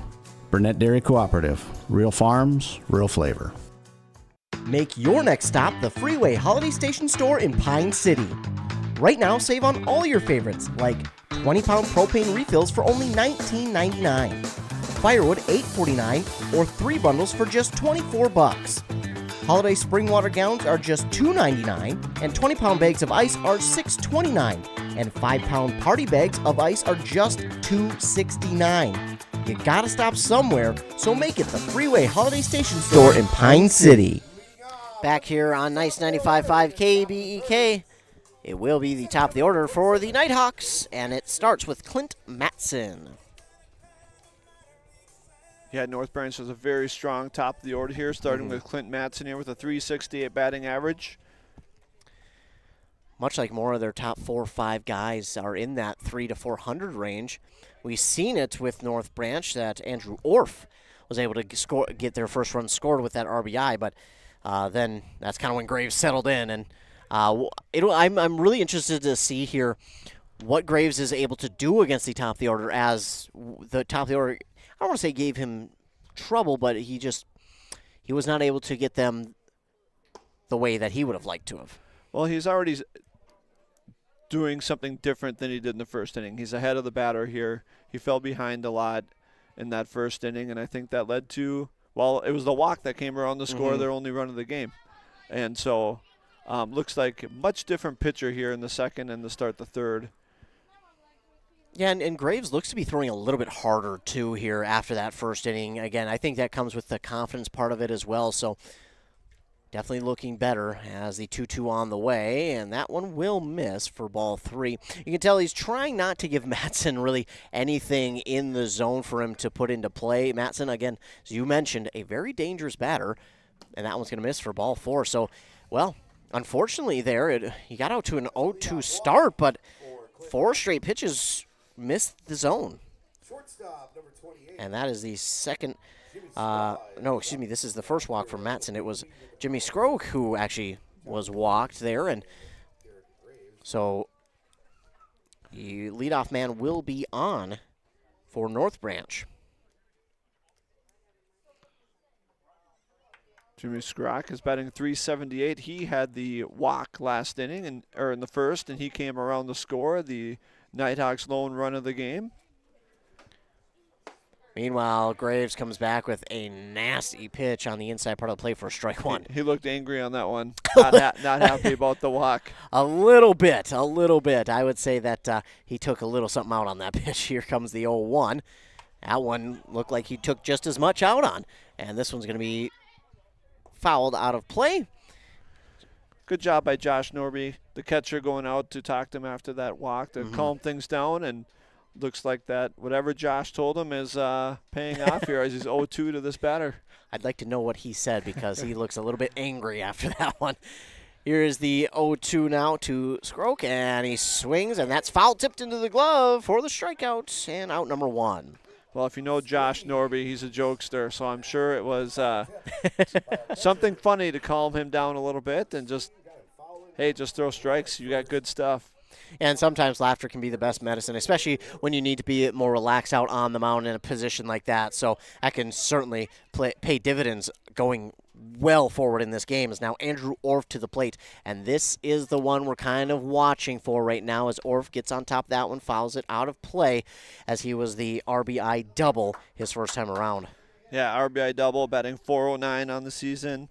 Extremely good hitter here, dangerous batter with a liner to left center for a double last at bat. They will check the runner at first, but he is back in plenty of time. So one down, runner at first, an 0-1 count for Orff. And Graves with the pitch at inside for ball one. And great job by Norby, quickly up out of his stance as he hears runner. He is so quickly up after that pitch gets to him. I don't know if that pitch did get to him before he was up. I mean, he was so quick. 1-1 now for Orff, the pitch. That's in there, strike two. Good-looking pitch there from Graves. Looks like he took something off of that pitch. Now with a 1-2 count. We'll see if he comes back with that curveball. Graves readies. Oh, no, that is not good for that runner, Clint Mattson. They got him in a big-time rundown. They're going to say he did get tagged. Looked close that he may have gotten underneath it. He kind of ducked under, and it was close. Looks like that was Austin Peterson there on the tag at first base. Well, nope, not Austin Peterson. Who is that over there? That's Wyatt Foss over there at first base with the tag. Well, unfortunately here for North Branch, that's their second out. Nobody on for Orff, so no RBI opportunity here with a 1-2 count. That one's going to miss for ball two, and you kind of hear the collective gasp as he took off, and he knew it too. You could kind of see it himself as Mattson went. He kind of knew, oh, I left just a little bit early. 2-2 now for Orff. That just misses. That's a good-looking pitch from Graves, but just missing. So now the full count pitch on the way from Graves. And Orff delivers this one out to straightaway center on the run, but the center fielder is not going to make the grab. This one, he's going past second. He's going to go for third. The throw to third, not going to get there. In fact, that one gets by and rolls to their dugout. It's a triple for Andrew Orff. What a great at-bat for Orff. Didn't get flustered when the runner got caught. Stayed with it. Showed good speed as well there as he ran in the third. You know, when he rounded second, I didn't think that he was going to even be close getting there. But, man, he turned it on rounding second. Just great base running there. And now, all of a sudden, after not having an RBI opportunity, well, North Branch right back with an RBI opportunity as Noah Thorson comes to the plate. Thorson batting .419 with a walk his first at bat. So another good hitter here with the runner on third. Ooh, good looking pitch there from Graves. A lot of movement right at the end of that one. And that's strike one. Yeah, North Branch would love to have Clint Mattson as the run instead of the out there after he got caught in the rundown. Yeah, that's unfortunate because they would have had their second run of the game. But Orff, you know, he almost wound up at home there. I mean, he was probably about 3 steps away from being able to round third. As the 2-1 on the way from Graves. We're going to miss the low for Thorson, and now 3-1, a hitter's count. Well, if Thorson was able to get on with a walk, this would really change the look of this one. This one is hit out towards right. Right fielder under it. Racing back, and he makes the grab. That is not an easy grab out there and right. I don't care what anybody says. Looked like the right fielder was playing in, but was able to get to there and make the catch.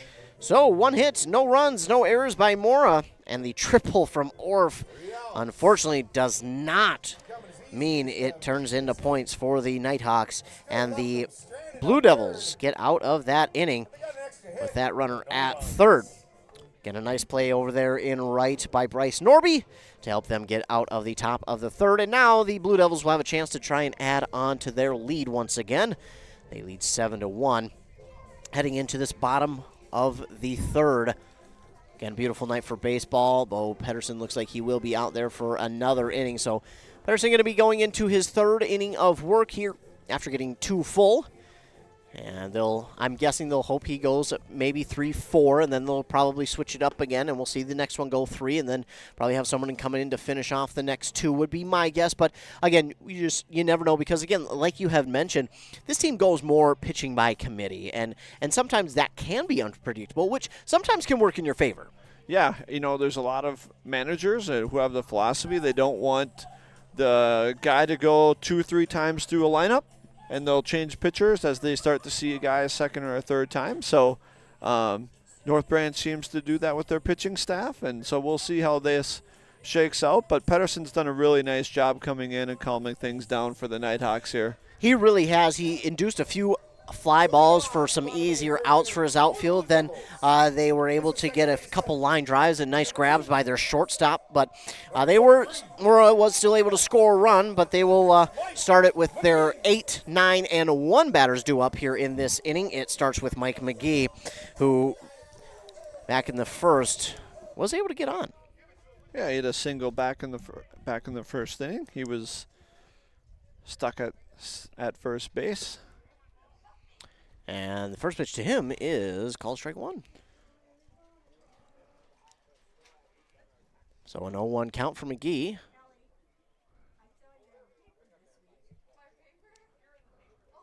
Oh, 1 misses for 1. Now ball 1. That's a good pitch, though, by Pettersson. Down in the zone. If he's going to make contact with it, it's not going to be a hard hit. Mm-hmm.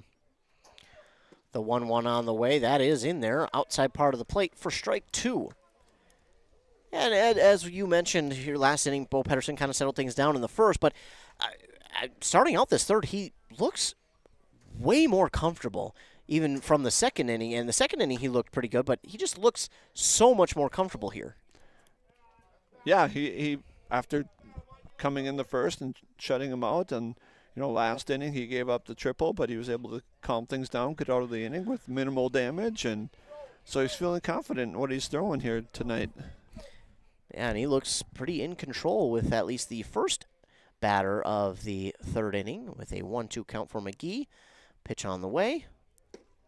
And, oh, man, good eye from McGee as that one just misses for ball 2. Very good-looking pitch right there.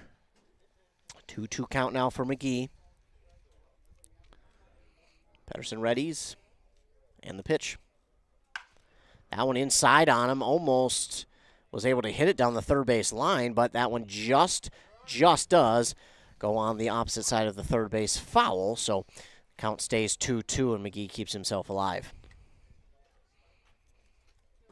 Get a ball thrown back in here from left field as that one went almost to the left fielder out there, directly to the side of him. So we get that one thrown in, a new ball for Pettersson, and McGee back into the right-handed batter's box. The 2-2 pitch again.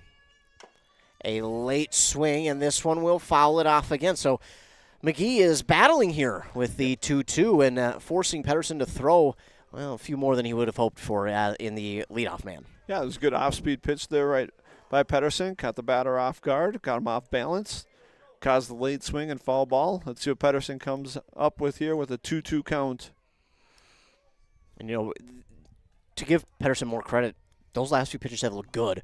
Unfortunately for him, oh, my goodness. another one. Another one that has lined out right to the shortstop.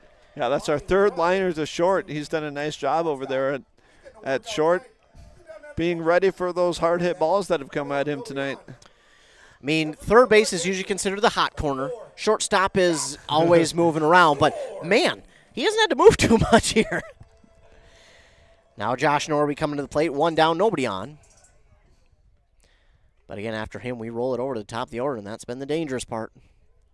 We'll see if Norby can't find his way on, as this one is going to miss outside for ball one. Norby's 0 for 1 on the night. He had a fly out to center field in his first at bat back in the first inning. Next one misses inside, and that's ball two. We talked about Norby being a very patient hitter. He's got a over 400 on base percentage. Last game, I believe he had a couple walks. And this one will be swung on and fouled right in front of him. So a 2-1, and Norby, one of the veterans of this Mora squad, and does very well in waiting, so to speak, at the plate for his pitch. And sometimes a lot of players can't do that, but he does just that. Now 2-1 on the way from Pedersen. That one is swung on and hit out towards straightaway left. Left fielder does move back, does adjust, and makes the grab for out number 2. So quickly 2 down here for the Blue Devils, and now roll it over to the top of the order. Logan Graves saw the plate twice in the first. So this will be his third plate appearance in as many innings, and he'll look to keep the inning going as he drew a walk.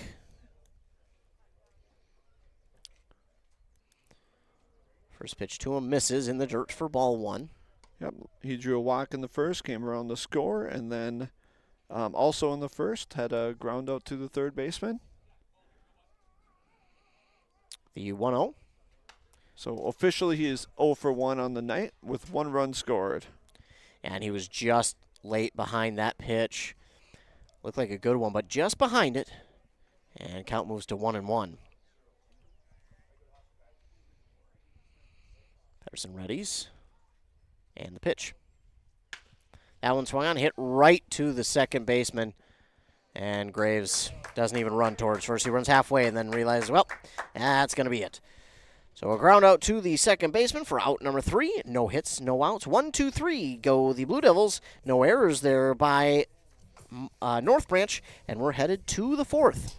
Blue Devils still lead on that Embrace Orthodontics scoreboard 7-1 over the Nighthawks, as we will go to the 4th inning of play. We'll be back after word from our fine sponsors here on Nice 95.5 KBEK. Brad here from Lee's Pro Shop in Pine City. We're a full-service lettering shop with a full line of athletic supplies for any sport. We have professional staff here at Lee's Pro Shop to customize your orders. We are the pros who specialize in athletic apparel and equipment. We even do trophies and awards as well as computerized engraving in the store. Let Lee's Pro Shop help you with any athletic apparel. Lee's Pro Shop, servicing our communities since 1973, where the passion for sports begins. The truth is, you don't have to be an athlete to need physical therapy. Car accidents, work accidents, and simply aging can take its toll on our bodies. Physical therapy consultants have merged their Isani and North Branch clinics, but are still providing athletic training services to North Branch High School, and they can help you heal. Services like massage therapy, orthopedic care, and more, physical therapy consultants can help. Call Physical Therapy Consultants at 1-888-THERAPY. Back here on KBK, we do have an update from that Twins game. Maybe not an update we want to share. Twins trail the Rockies 5-0. That's not the way you wanted to come out of the All-Star break. They've Not at all. They got the Rockies for 3. Rockies are one of the worst teams in the major leagues. And then they head to L.A. against the Dodgers. So that's not how you want to go to L.A. Certainly not. Hopefully they can turn around and come back. We've known to have a few comebacks, but lately, this last 2-3 weeks, the Twins have liked to get out in front early. So we'll see if that's the case. Meanwhile, the leadoff batter here for North Branch is 1 pitch, 1 out, as he grounds it right back to the pitcher. That's Pills for the out number 1. Bills was 0 for 1 coming up to that at bat with the strikeout in the first. And now batting is number 21, the first baseman, Nick Solberg. Nick had a strikeout in the first as well. He's batting .321 on the season. Lefty at the plate. And that one's in there for strike one. And before I forget, I want to make sure that you know, the Twins game isn't on this channel, but it is over on 100.9 FM. And as long as the Twins are playing, even if into the postseason, we will carry them on 100.9 FM all season long. Graves is ready for this pitch, but Solberg took a second to step out of the box and interrupt Graves' timing, but it still works in Graves' favor because that is going to be strike three for out number 2. So quickly 2 down for the Nighthawks, and that's something that they can't continue because if that's, it's now going into the, third-ish, more like 2.5 because last inning it was Orf who absolutely hammered one for a triple, but you've had now, again, 2.5 innings that have been fairly quick for their team. Someone's going to have to interrupt that. Yeah, Graves gotten in his groove here pitching. He's just throwing heat now, really in control of the ball game. Meanwhile, it's a 1-1 for Brendan McKelvey. This next pitch misses outside for ball 2. McKelvey's 0 for 1 on the day with a ground ball to second. Back in the second inning. Meanwhile, this one's going to be hit out of play. It hits the pavement and, again, misses every car out there. I'm not saying that I won't take it, but I don't know how it misses. Ooh, McKelvey wanted to go around, almost did, but checked his swing and held back. And man, oh man, that's a good eye from McKelvey. Now the full count pitch. That one gets him, though. The foul tip strikeout for out number 3. Well, just as quickly as he does a good job of holding off on his swing, he is struck out. No hits, no runs, no errors by Mora, and we're now down to the bottom of this fourth. Yeah, I don't know. I haven't paid that close attention to the Twins this season. I'm not a huge Twins. I like the Twins, obviously, because I'm from Minnesota, but just with the trials and tribulations they have had, it's hard for me to get into them. But this season has just been so interesting, and I think it's going to get even more interesting, especially if we lose this series to the Rockies. Coming up to the deadline here on the 31st, things could look a lot different August 1st. Yeah, I think, the Twins fans have a lot of frustration with ownership cutting payroll. The Pohleds clearly want to sell the team. They haven't gotten an offer that they like. I believe this week the commissioner came out and said there's more to the background of this than that. He knows more. There might be an owner. There could be a potential buyer in place. It's going to be extremely I'm very interested to see what the Twins do here because clearly with the Pohleds in control, they want to cut payroll. Yep. Are they going to look to trade Matt Ryan? Clearly, we're going to have to pay Matt Ryan a lot more money than he's making this year in the near future. That is not something the Pohleds are interested in doing. I don't think we're going to trade Buxton. Buxton is on a great contract, and we have team control for a while with him. And he, with his quotes from the All-Star break, he wants to be in Minnesota. He loves Minnesota. He doesn't want to go anywhere. But the Pohleds haven't wanted to pay anybody. No. So especially pitchers. I would not be shocked if Ryan ends up getting traded and Duran ends up getting traded. And, I believe Target Center or Target Field has not had a high attendance this year. And if those trades go down and the Twins continue to cut payroll, I could see that place turning into a ghost town by the end of the year, and people will choose to go watch town ball instead. Hey, we'll take that. We'll That's take right. those fans. We will not say no to those. But yeah, it's going to be the Twins could quickly lose some fans here based on the trade deadline and what happens.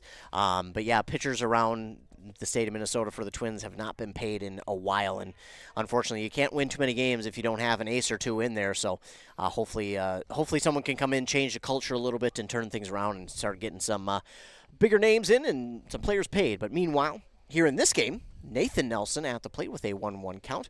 Pedersen out for another inning, so he will come out for his 4th inning of work, and this one's going to miss for ball 2. No short of attendance here tonight in this game. People are still coming in to watch this one. People still piling in. The fences are lined with fans on both sides. We got people in the bleachers here. So, again, it's a gorgeous night out. This one right to the second baseman. He can't handle it cleanly. And you know what? I'm not saying that Nathan Nelson should have, but he jogged as if it was going to be an easier out. Second baseman wound up fumbling that. If he is a little bit more on top of it, he probably reaches. Yeah, it looked like it was kind of a knuckleball coming at him at second, and he wasn't quite sure if it was going to get to him or not. But Nathan Nelson's now 0 for 2 on the day with a walk and a run scored. And now at the plate is Bryce Nelson. He is had a single and is lined out too short in his last at bat. So he is 1 for 2 on the day with an RBI and a run scored. And he starts 1-0. So Pedersen with the pitch. That one inside again, and that's ball 2.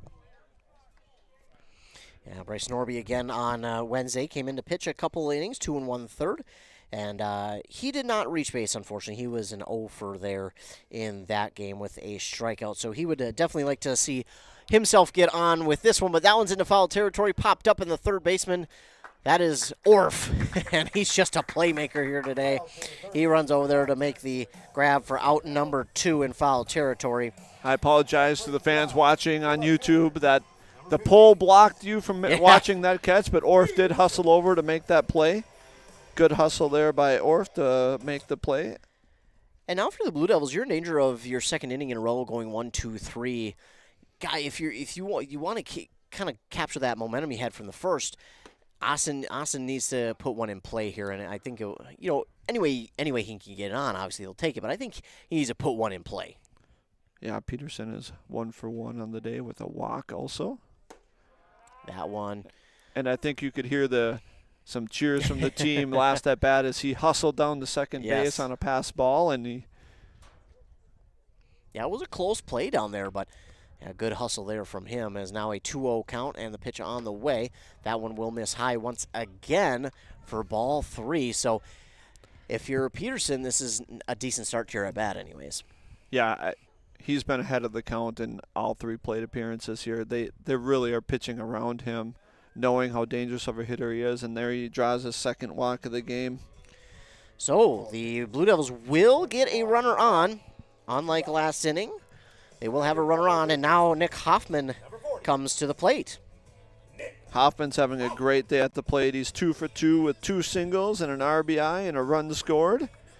His batting average is going up. Yeah. Came into the game with a .357 batting average. He's done a nice job tonight. One of the other veterans on this team, and he watches that one in there for strike 1. He starts 0-1 in this at-bat. Runner at first, 2 down. The pitch from Pedersen on the way. That one will miss for ball 1. So now 1-1 for Nick Hoffman. Pedersen will ready. Checks the runner at first once more, and in the pitch. And that one's going to miss for ball 2, and good eye there from Hoffman as he wanted to, but right at the last second did a good job to hold up. That was a good-looking pitch right there by Pedersen, and he would love to get out of the inning right here with this at-bat. Here's the 2-1. That one swung on and hit out towards straightaway right. The right fielder misplayed it just a tad, but he was able to get under it just in time for the third out. So he does get underneath it for out number 3. No hits, no runs for either side, and no errors. And we will now move quickly on to the 5th inning. So after a quick start for the Blue Devils, teams have kind of gone into more of a pitcher's duel as of late. So 4 full, as the score still reads Blue Devils 7, Nighthawks 1 on the Embrace Orthodontics scoreboard. Back after a word from our fine sponsors on KBEK. Are you ready to get back to doing what you love? Whether it's recovering from an injury or preventing one, Wellia Health Sports Medicine Team is here to help. From kids to adults, we specialize in treating sports injuries, including concussions. We're here to get you back to peak performance. Call us today at 320-679-1313 or schedule an appointment through MyChart. Visit welliahealth.org. Honeymoon, here we come. Where's our car? It's been stolen. We'll call our insurance agent. I'm right here. Oh, hey, Jen. You got our invite. Love the dress. Are we covered for this? Of course. That's why you chose auto owners. We work together to get the right coverage. So when the unexpected happens, you know you're covered. That's simple human sense. Your local auto owner's agent is Pine Insurance Agency. Visit them at pineagency.us today. pineagency.us. Embrace Orthodontics offers a unique specialized approach to orthodontic treatment with custom braces or Invisalign. The team at Embrace loves getting to know their patients personally and takes the time to make sure all your questions are answered. Their board-certified orthodontists use only the latest in modern technology to give you the best outcome possible. They work with your insurance company and offer flexible financing options to fit your budget. Call today to set up your free exam and see how Embrace Orthodontics can transform your smile. More online at embracemn.com. That's embracemn.com. Frazier, the leadoff man, throw from short is in time.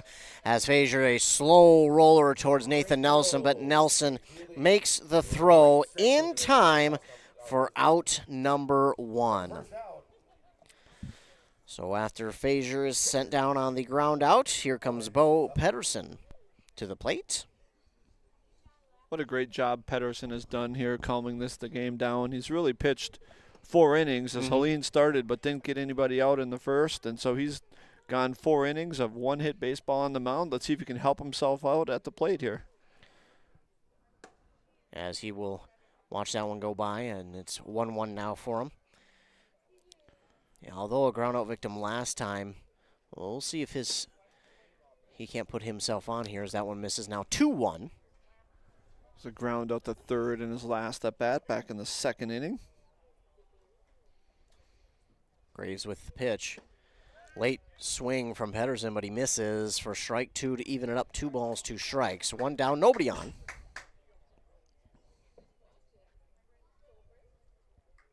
Graves with the pitch. That one is going to get through, and that'll be a base hit for Pedersen. So Bo Pedersen will go into right field, and now the Nighthawks have their first runner on since the 3rd. And last time, unfortunately, Clint Mattson was able to reach first. He left early on a attempted steal and was tagged out. So we'll see if he can't. He drew a walk there, but let's see if he can't put one in play.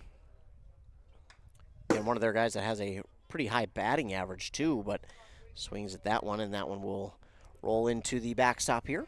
This is going to be a key couple at bats here for Graves to see how he handles the top of the North Branch order that we know can hit. Very dangerous batters. This one swung on in towards right, but that's going to drift foul. Plenty foul off the right field line. And if you're North Branch, you want to get people on base with Orff coming up here soon. We know he's a dangerous hitter with a triple his last at bat. So, well, you're 2 batters away from him. So even if you get 2 outs, you still have him coming up to the plate. But you'd like to see them. I mean, possibly if they could load the bases, that would be. I could change the look of this one because, man, I mean, to score. I mean, with him at the plate, he could easily score 3 runs and get to third himself. And now check swing here from Mattson, but he did go around. He could not hold off, and that will be out number 2. That is Graves' 7th strikeout on the night. Wow. After the first inning, Graves has really calmed things down. He's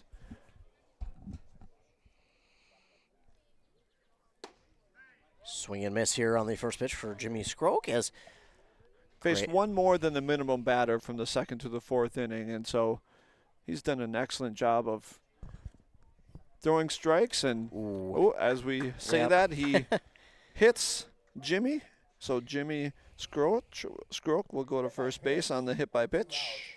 Yeah, that's unfortunate. That one just got away from him there, and And what's more unfortunate about it is now you bring up Orff to the plate with 2 runners on, 1 in scoring position. This could really make this game look a lot different after Orff is done at the plate. He's been hitting it hard. Yeah, Orff is 2 for 2 with a double and a triple and an RBI. Tripled to deep center and doubled to left center. First pitch to him was swung on a miss, and Graves, he says, "Hey, I got to get this by you." So he won. Orff wanted that one too. Yep. But Graves won that pitch, and now it's 0-1. But if you're Graves, you can't give him that one again because, well, there we go. Orff will line this one into left. They are going to send the runner. Throw not going to be in time. Now the throw. Oh, no. Well, it's an RBI single, and with a error, it's going to score another run. So an RBI single, it was no matter what for Orff. So he does his job, but then on an error, he is able to get home, or excuse me, he's able to get to second, and another run scores. And you know, if you're more in that situation, I think you just got to hold on to the ball. Yeah, it looked like a good throw to third base would have had him. Looked like he was going to be out at third on the play, but kind of a throw that got away and went in the left field, and the second run was able to score. Well, now Noah Thorson at the plate. He hits this one out towards straightaway right. Makes grab for out number 3.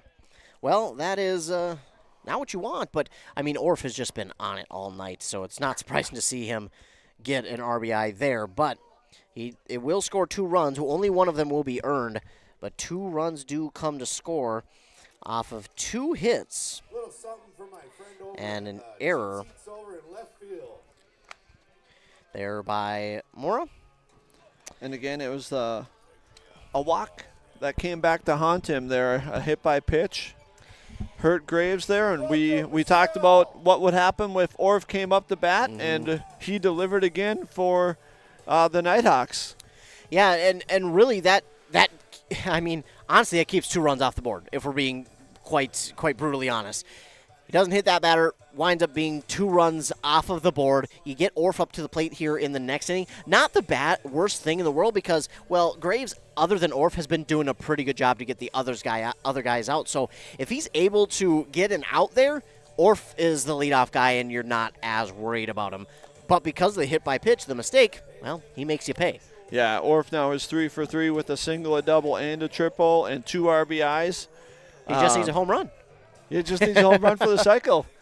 We saw Buxton go for the cycle right before the All-Star break. I was shocked to hear that was the first cycle at Target Field. I know. I was just as shocked as you. I mean, I was surprised, and he did it 5 for 5. He did it with not doing it the 4 for 4 way. He went one more and said, you know what, I'll wait, and then I'll hit a home run for the cycle. But yeah, I mean, you can't put it past Orff. He's got the power to do it.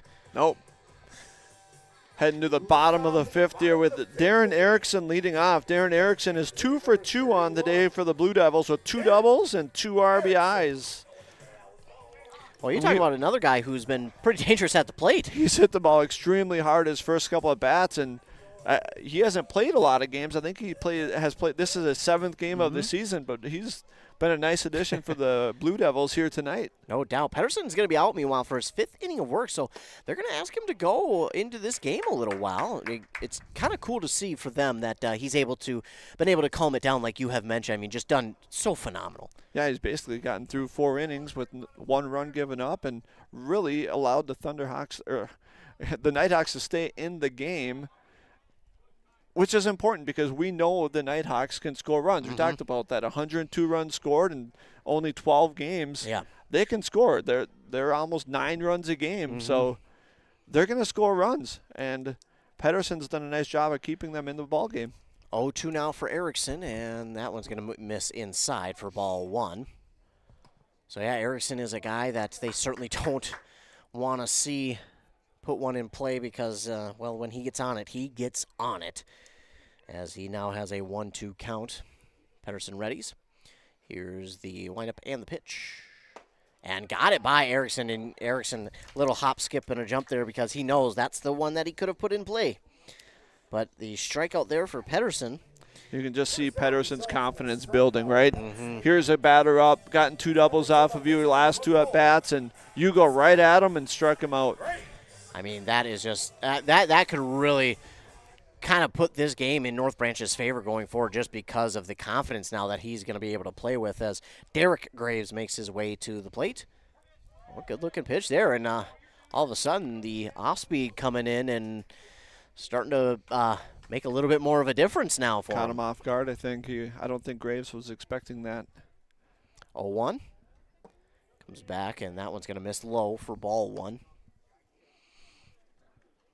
Man, what a game so far. I mean, what a difference. We had 7 runs total in that first inning, 8 in the first 2, none, and then 2 in the top of this inning from the Nighthawks, and now all of a sudden the Nighthawks have kind of swung things in their favor. Although down on the scoreboard, this seems a lot closer than 4 runs.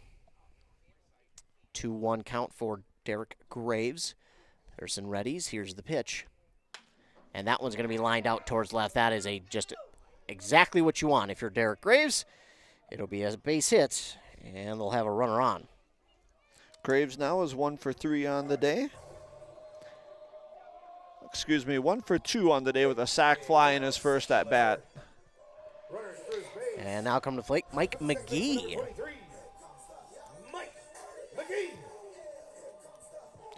So Mike McGee also so far 1 for 2.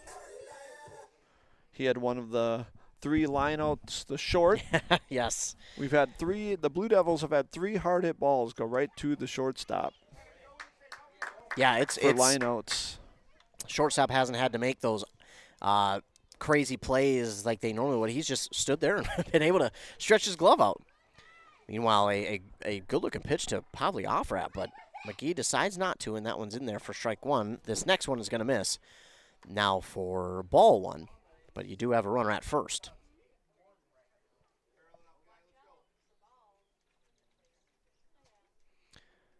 Pedersen readies. And here's the 1-1. Oh, McGee hits that one right back up the middle. Oh my goodness.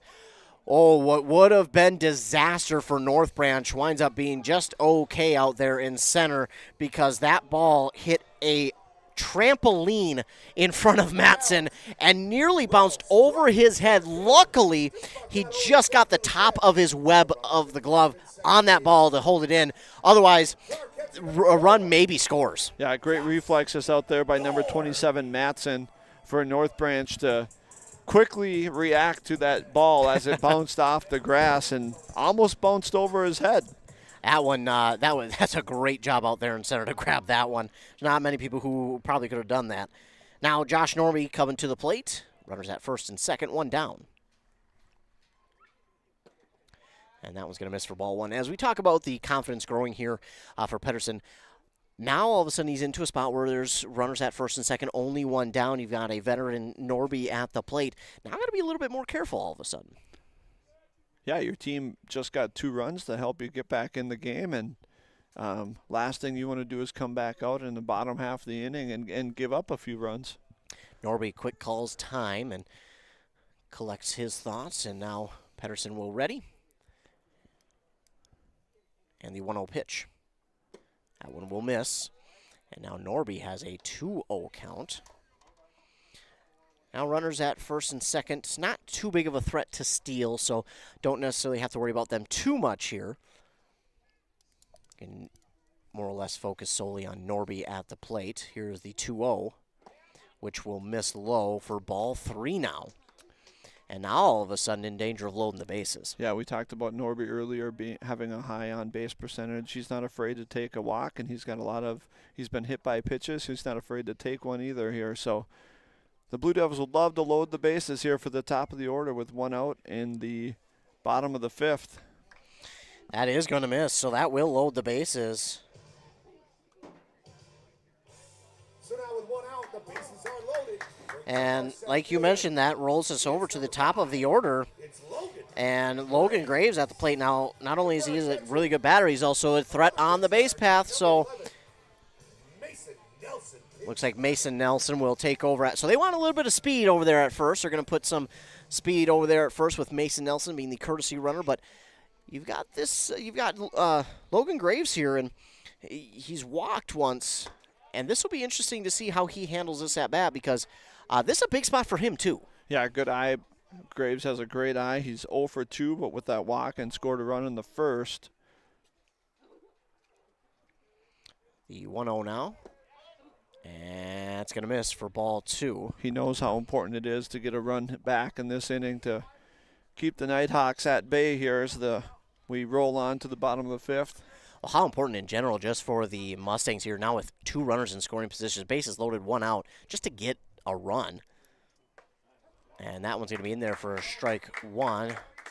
So the Blue Devils, they have we talk about it a lot, but runners in scoring position, this is when you have to be at your best at the plate. And Logan Graves with a 2-1. And that one's going to miss now, a 3-1.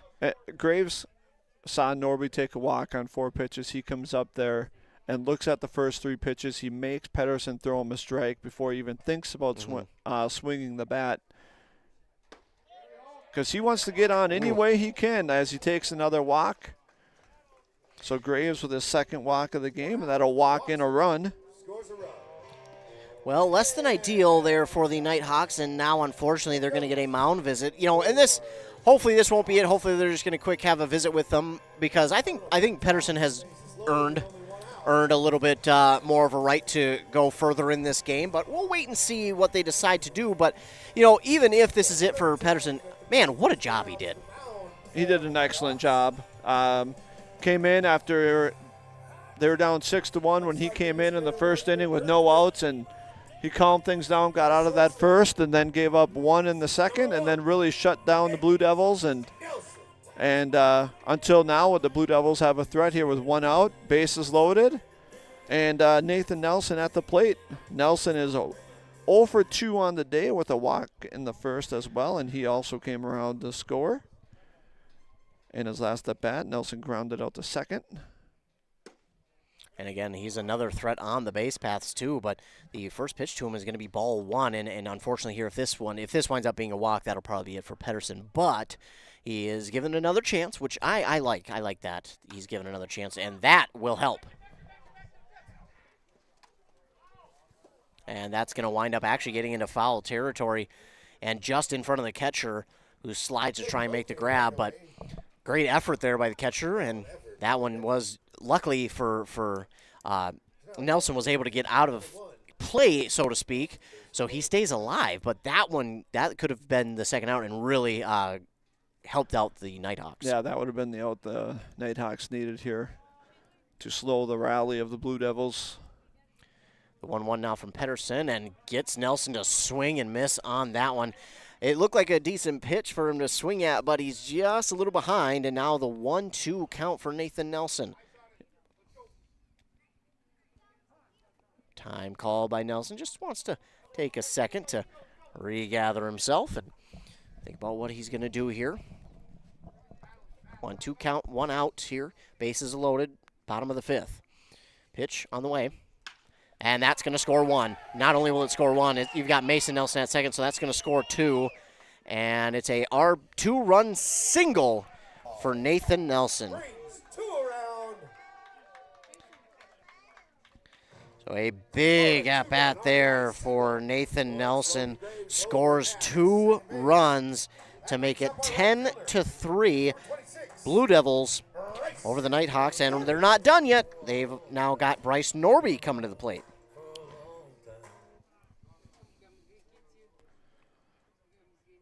Bryce is 1 for 3. That pitch right down the middle for strike 1. He had a single and an RBI back in the first, and also came around to score. And with runner in scoring position, he would love another hit here. This next pitch from Pedersen going to miss for ball 1. Yeah, now the tough thing for North Branch is, even if it's a shorter base hit, you've got a lot of speed out there at first and second. 1-1 from Pedersen on the way. Ooh, actually that's going to miss and go over the head of Norby for ball 2. Yeah, we talk about town ball and being a family affair. Josh is Bryce's uncle, so you got two Norbys on the team, and Josh would love to see his nephew get a big hit here. Well, he fouls that one off into the netting behind home plate, so still giving himself a chance. It evens up the count, 2 balls, 2 strikes, and sometimes I think it was one of my first years calling games. I said that there were 2 family members because they had the same last name. They weren't related, so every time I say something, I say they must be related, or at least I think so because they have the same last name. I always preface it with I think so. Meanwhile, this 2-2 is going to miss inside on Bryce Norby for ball 3, and now a full count for Bryce Norby as he tries to reach. And now you're Pedersen, you're in a jam here with Austin Peterson on deck, the team leader in RBIs, who already has a couple hits tonight. And that is going to miss for ball 4. It will reload the bases for the Blue Devils. And that is going to be the end of the night for Pedersen. Yeah, that's unfortunate. Pedersen, although he's given up 3 runs here this inning, man, what a job he did to come in. And you mentioned it. He really settled everything down for the Nighthawks. But he will go, 4 1/3 innings will Pedersen. Yeah, his numbers aren't going to look as good as the job he did tonight for North Branch. So Pedersen on the evening, he walked 1, 2, 3, 4, 5, 6, and struck out just 1. So Nathan Orff, or Andrew Orff, excuse me, I apologize. Andrew Orff will come to the mound now and be the pitcher. And, well, if his pitching is anything like he hits, this could help. So we have bases loaded for Andrew Orff. Austin Peterson will be the next guy up. And for Orff, this, I mean, we can't explain how important this pitch is here, or pitches are here for Orff, because you've got Peterson at the plate, the leader for the Blue Devils this year in RBIs, and, well, you've got a job to do now, and that's to get this guy out. Yeah, Orff is coming in here, bases loaded, 1 out against the Blue Devils' best hitter, .389 batting average. He's got 17 RBIs. He's 1 for 1 on the night with 2 walks, actually. So tough position to come into a ball game here for Orff. No doubt, and he gives Peterson a 1-1 count, but this next pitch is going to miss inside for ball 2. Orff has pitched 5 1/3 innings on this season. He does have 5 strikeouts on the year. He's walked 4. The 2-1, and right at the shortstop, who's going to step on second for a double play. How many times can we mention this shortstop? Man, oh man. This time he does have to be a little bit more athletic, but he makes a double play. Well, that's one way to end a rally, and what a job by Orff to come in and get the double play and end the inning for the Blue Devils and to give Thunderhawks some hope. Yeah, I mean, 3 hits, 3 runs for the Blue Devils, but, man, the Nighthawks here, Orff comes in. That, for a lot of people and a lot of teams, would have been a base hit and maybe another 2 runs scored. But what a great job there by the shortstop, Jimmy Skroke. I mean, he's just been doing a phenomenal job here tonight. That was one of the more athletic plays we have seen, and he needed all of his athleticism for that one. Well, that is going to do it for the 5th inning of play, and after 5 full, the Blue Devils lead the Nighthawks 10-3 on that Embrace Orthodontic scoreboard. Back after a word from our fine sponsors. Minnesota Twins baseball. Twins 2, Blue Jays nothing, 9th inning. The 0-2 to Varsho. He struck him out! Twins win! Twins Every win! hit, home run, or strikeout on the boat, on the lawnmower, or at work. All the action is right here. This is Royce Lewis. This is Ryan Jeffers. Hey, Twins fans, this is Rocco Baldelli. You can catch Twins baseball all season long right here. The Twins! On Cool Country 100.9 WCMP. A Lennox air source heat pump is a high-efficiency air conditioning unit that can also heat your home or business during the spring and fall. It's more economical than heating with propane. Have Dale's Heating and Appliance install your Lennox air source heat pump. Ask Dale's how you can receive up to $1,000 in rebates for your air source heat pump system. And ductless mini splits also qualify for up to $1,000. Visit dalesheatingandappliance.com. Conditions apply. See dealer for details. Nick Pills will lead it off for North Branch. And the first pitch from Derek Graves misses for ball one. This is a key inning here for Graves. He struggled a little bit last inning. North Branch hit him a little bit. They scored 2 runs, and your team rebounds and comes back and puts 3 on the board. And if you're Graves, you'd love to get back in that dugout and go hit again. No doubt, and he did sit for a little bit of time, too, as after that rally from the Blue Devils. So coming out here, his arm might be a little bit cooled off, but a 1-2 count so far for Pills, and Graves readies. Pills is 0 for 2 on the night. The pitch right back into the netting here, and that will keep the count at 1-2. He had a ground ball to the pitcher his last at bat. And we mentioned last inning, it really could have all ended with Scroach, but he was hit by the pitch, so unfortunately that extended the inning for Orff, and he, well, like he has all night, made a play, and now this one popped up to the, oh no! I don't know if he was maybe blinded by the light there for a second because he turned his head at the last second. That's going to be an error, and that's going to allow Pills to reach. We saw that in the East Bethel game, I believe, where the East Bethel center fielder had a tough time seeing the ball and missed 2 fly balls in center field. And it might be that time of night with the sky. Maybe makes it hard to see pop flies.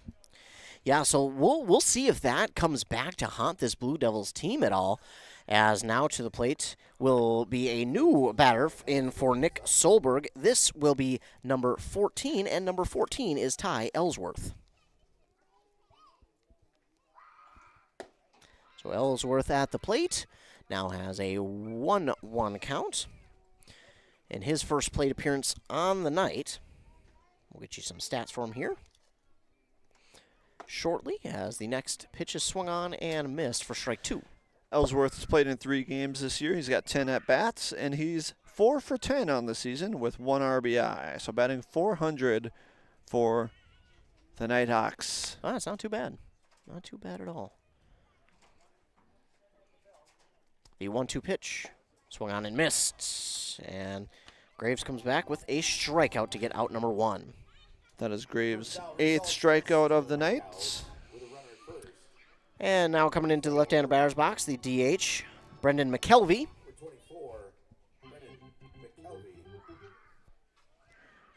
Nick Solberg's night ends 0 for 2 with 2 strikeouts.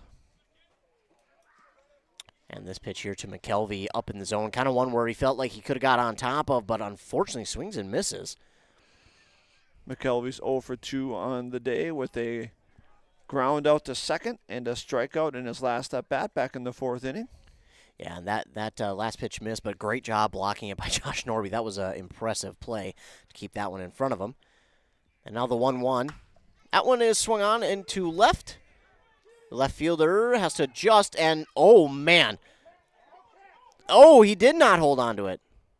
And he missed it as well. So there must be, that looked like a pretty routine pop fly to left. And I think the third baseman and the left fielder who are looking to the north are having a tough time with the skies are a little bit brighter out there, and just that time of night looks like they're having a hard time seeing that ball out there. So another error here for the Blue Devils.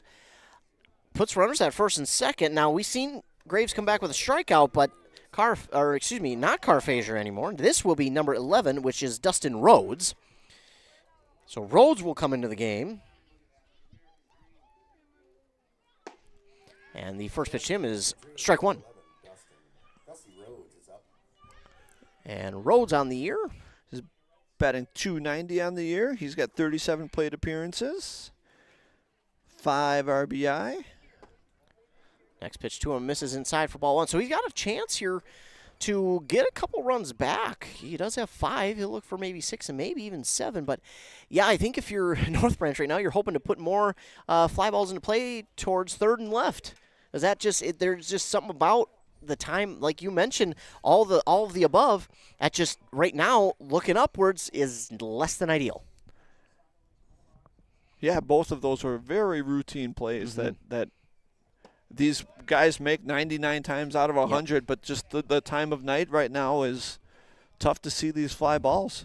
2-2 as Graves blew that one by him, and now the pitch on the way, and he got him. So Graves gets the second out via the strikeout of the inning. Still 2 on and 2 down now, and Bo Pedersen will come back out to swing. So although they changed pitchers, he will still come out to swing. And maybe he can help out Andrew Orff, as this one is going to be in there outside part of the zone for strike 1. Pedersen's 1 for 2 on the night with a single in his last at-bat.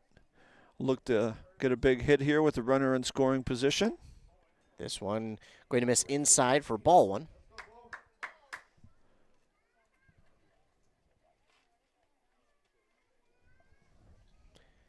And the 1-1 from Graves. And got a piece of it, but it will go foul off the third base line. Pedersen's last at-bat when he picked up a single was actually his first hit of the season. Wow. Well, he came around to score, too. Came around the score. Not a bad outing last inning. Meanwhile, here, a 1-2 count. Graves trying to get the third out. And nice job by Pedersen. Late on that one, but still fouled it off to keep himself alive. So maybe making Graves think twice about what he's throwing, because that's that's a similar pitch to what he got the last 2 strikeouts on. Yeah, if you're North Branch here, you want to roll this over right now with runners on base, runners in scoring position, and see if you can't get back into this game. We know North Branch is a very tough top of the lineup. So Graves gets a signal. Here's the 1-2 pitch. And down the first base line, it will roll foul. So I don't know who that's lucky for, because I think that might have been better for Pedersen. Maybe it was better for the Blue. I don't know. That one was so close. I actually had a conversation with Josh Norby before the game about the baselines here in Mora are grass. Yes. And he and I had a conversation about if the grass helps keep the ball in foul territory or fair territory more often. And because you know that you've seen the videos of these balls spinning and slowly rolling foul on dirt. And he said you'd be surprised at some of the same reactions the ball has from being on grass to the dirt. Interesting. I definitely would not think that it would have similar reactions, but the more you know. This does miss now for the scoreboard got a little bit misplaced there, so I think that was. Well, it's at least 2. 1 and 2 because we've got 2 foul balls. So I think it's 2-2 now. 2-2, there we go. Yep. So 2 balls, 2 strikes now for Pedersen. 2 down, runners at first and second. Graves trying to win the battle, but Pedersen battling, and he got him there. Got him to swing outside on one, and Graves gets all 3 outs himself after, unfortunately, 2 errors his team gave up. Because I believe that's Graves' 10th strikeout on the night. Wow. So no hits, no runs there for the Nighthawks. And 2 errors by the Blue Devils will bring us to the bottom of the 6th. I want to thank all of you who have tuned in here tonight. We appreciate you for tuning in, our loyal listeners, and it's because you continue to tune in we get to come out here and call these games, so we definitely appreciate you all for tuning in. I believe they will see a new pitcher here for North Branch. It looks like possibly number 11 will come in and pitch now, which would be Dustin Rhodes, if I'm seeing right. Now, I'm blind, so I could be wrong, but I do believe that is number 11. It's either 11 or 14. I can't tell. Oh, it is 11. Good call. So Rhodes will come in after Orff went 2/3 of an inning. 2/3 of an inning. Did not give up a hit nor a run. And yeah, he got out of a tough jam last inning, so Great job there by Orff to get out of that inning. And now Dustin Rhodes is pitching. He's pitched in 3 games on the season. He's pitched 7 innings, given up 4 hits, 3 runs with a 12.86 ERA. He does have 1 win on the season. So that pitching by committee coming into play here as we get to the bottom of the 6th. The Blue Devils will look to add on to their lead. Now, for people who are wondering, yes, there is a run rule. It's 10. So the Blue Devils would need 3 here and then 3 outs in the top of the 7th for us to get out of here early. Will that happen? I don't know. North Branch has been pretty good defensively here as of late, so I'd be surprised if they were able to get 3 runs. But kind of that's an interesting pitch there because it was not the hardest of throws, but yet it's in there for a strike to Hoffman. 0-1 now for Hoffman. And Hoffman will foul this one off. He's got Rhodes has a very, we'll call it a relaxed delivery. Yeah. It doesn't look like he's overthrowing it. Just looks like he's wants to throw strikes is what it looks like. Yeah, he's very almost nonchalant up there. 0-2. That one will miss for ball 1. That's a very different pitching style, but I kind of enjoy it. I like the different look. Hoffman on the day is 2 for 3 with 1 RBI and 1 run scored. Back in the 4th inning, he flew out to right. That one will miss as well. Meanwhile, I'm looking and seeing on the on-deck circle, it won't be Darren Erickson. Instead, it will be Wyatt Foss, who will come in from his first base spot to hit. He was being DH'd by Erickson, but he will come in to hit here. Now a 2-2 for Hoffman, and the pitch, that one will miss. So 3 straight pitches that have missed now to run the count full for Hoffman.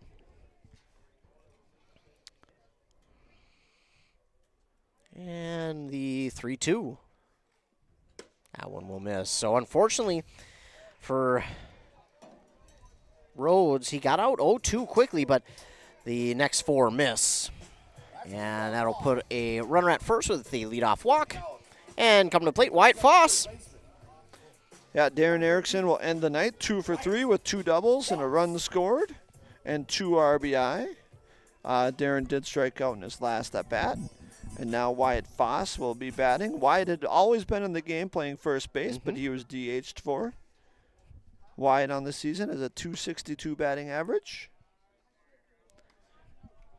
He has 46 at-bats on the year and 9 RBI for the Blue Devils.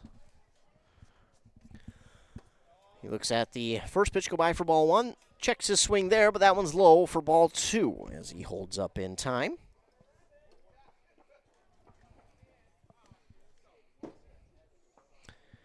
And now Rhodes with the 2-0. Foss, good job on turning at that one, but just a tad early. And that one goes foul down the third base line. So, a strong hit, unfortunately foul. Yeah, he's heading the count now, 2-1. And after the walk, he should be looking for another strike here. Another pitch to hit from Rhodes. And it was in there for the strike. Just not the look he wanted. So 2-2 is the count for Foss. Runner at first is the leadoff man.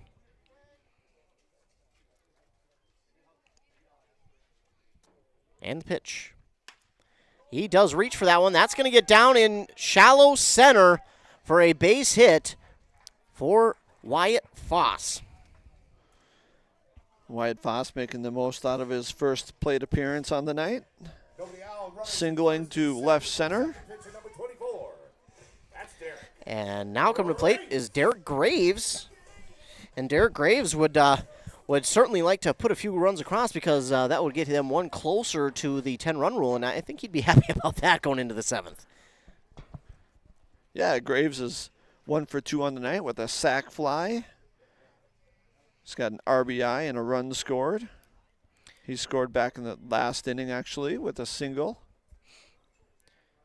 First pitch to him misses for ball 1. The next one is in there for the strike. So 1-1 now for Derek Graves.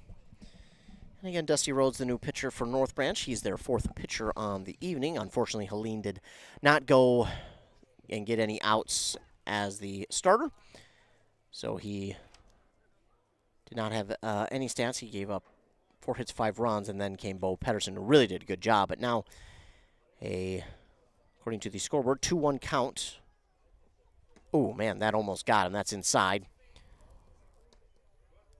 So, again, a 3-1 now for Derek Graves. Runners at first and second.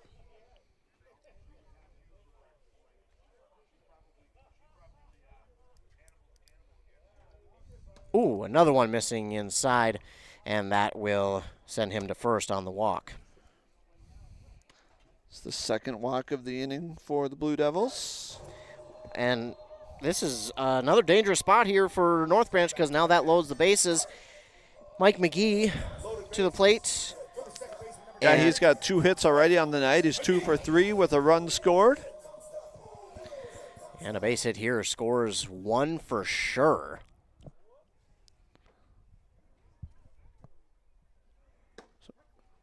And that's a strike there on that pitch from Rhodes. So Blue Devils have bases loaded here with nobody out in the bottom of the 6th. 2 walks and a single to start the inning. And McKee down quickly 0-2 after a pitch inside was strike 1, and then this one he swings and misses on. So this would be huge for Rhodes to get a strikeout here, but McGee, he's got a battle to try and at least get on or even draw a walk. And he won't. He will strike out, so that's big for Rhodes, as that is out number 1. It's a good-looking pitch there by Rhodes. Big out here now. Bases loaded with 1 out. But here's the veteran Josh Norby. And Norby, a veteran, as we've mentioned throughout the night, patient at the plate and pretty good at getting on base, too. Yeah. He's 0 for 2 on the night, but last inning he had a big walk, and that loaded the bases and came around to score on Nathan Nelson's RBI single. Well, the first pitch to him is inside, but it's strike 1. The next one on the way, well, too far inside, so that's going to be ball 1. And for the Blue Devils, I don't want to press on it too much because it won't make a difference whether in the result too much, as this one is strike 2, but to have a early night tonight, I think would bode well for them as they have 2 more home games, but that you turn around and play right away tomorrow night. And again on Sunday. So I feel like an early night would bode well for them. As Norby thought about it, did not go round, and that's 2-2 or 3-2, one of those. I know there's 2 strikes at least. So it's either a full count or 2-2. I would say 2-2. And the pitch is going to miss inside. Now it's 3-2. Now we got a full count, and we saw Norby draw a walk in his last at bat, and with the bases loaded, Norby would love to find any way on. Yeah, score that first run, and well, last time that happened, it went well. That one out towards center. It's down. 1 will score, and they will put up the stop sign at third and hold that runner. So a RBI single for Norby. And he got on, but he also scored a run via the run batted in. So he'll be plenty pleased with that, as now it's 11-3. Yeah, kind of protecting the plate there with a full count and just stuck the bat out and found a hole just right over the second baseman's reach. And able to drop in for a single and an RBI. So we do have the pinch runner again at first will be Mason Nelson, so try and get some speed out there as Logan Graves is at the plate. I think it's very common in town ball where the teams pinch run for their catcher. Mm-hmm. Help speed the game up so the catcher can start prepare with getting the gear on. And you'll sometimes see it for the pitcher as well, but I think more times than not the pitchers are running the bases sometimes too. So, but here it's a 2-1 count for Logan Graves. Bases loaded. The pitch, and Graves will hit this one out towards center. That one might have gotten underneath it too much, and he did. Oh, he did catch it, but it will wind up being a sac fly. So, another impressive grab out there in center. Yeah, He went back on it, and he kind of misjudged a little and had to jump at the last minute to make the catch. And that'll be another RBI, though, for Graves. So it's 12-3, and, man, 2 outs. You're just hoping Nathan Nelson can put this one in play for the runner at third to score because, well, then you just got 3 more outs to get in the 7th, and that would, I really feel like bode well for them when you have a full weekend of baseball ahead of you. Yeah, Nathan Nelson's 1 for 3. He had a big hit last inning with 2 that brought in two RBIs. And Mason Nelson just takes second base. Nelson there gets a stolen base. Yeah, so he'll open up first. It'll go in the book as a stolen base, even though the defense didn't even make a throw down. So, is it 1-2, 2-2? I'm not quite sure. I know there's 2 strikes, but question is on the other side. Either way, the pitch now coming for... Ooh, that misses. That looked good. Yeah, it Not did. sure where that one missed, but that looked like a great pitch. I think a lot of people here thought it was good. Good eye by Nathan Nelson, we'll call it that. 2-2 is the count for Nelson, and 1 bat away from... And he just does stay alive. Good job there to keep himself alive in the at-bat, fouling that one off. And he'll get another chance at it, 2-2. 2 down, runners at second and third in scoring position. And the pitch from Rhodes. Oh, that just misses as well for ball 3. So now a full count for Nathan Nelson.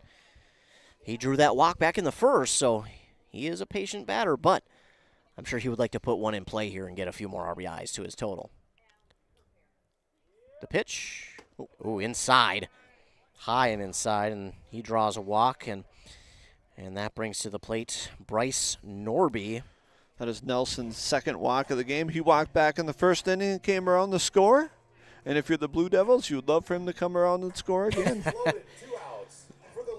Bryce Norby. Well, this will either be a big spot for either side.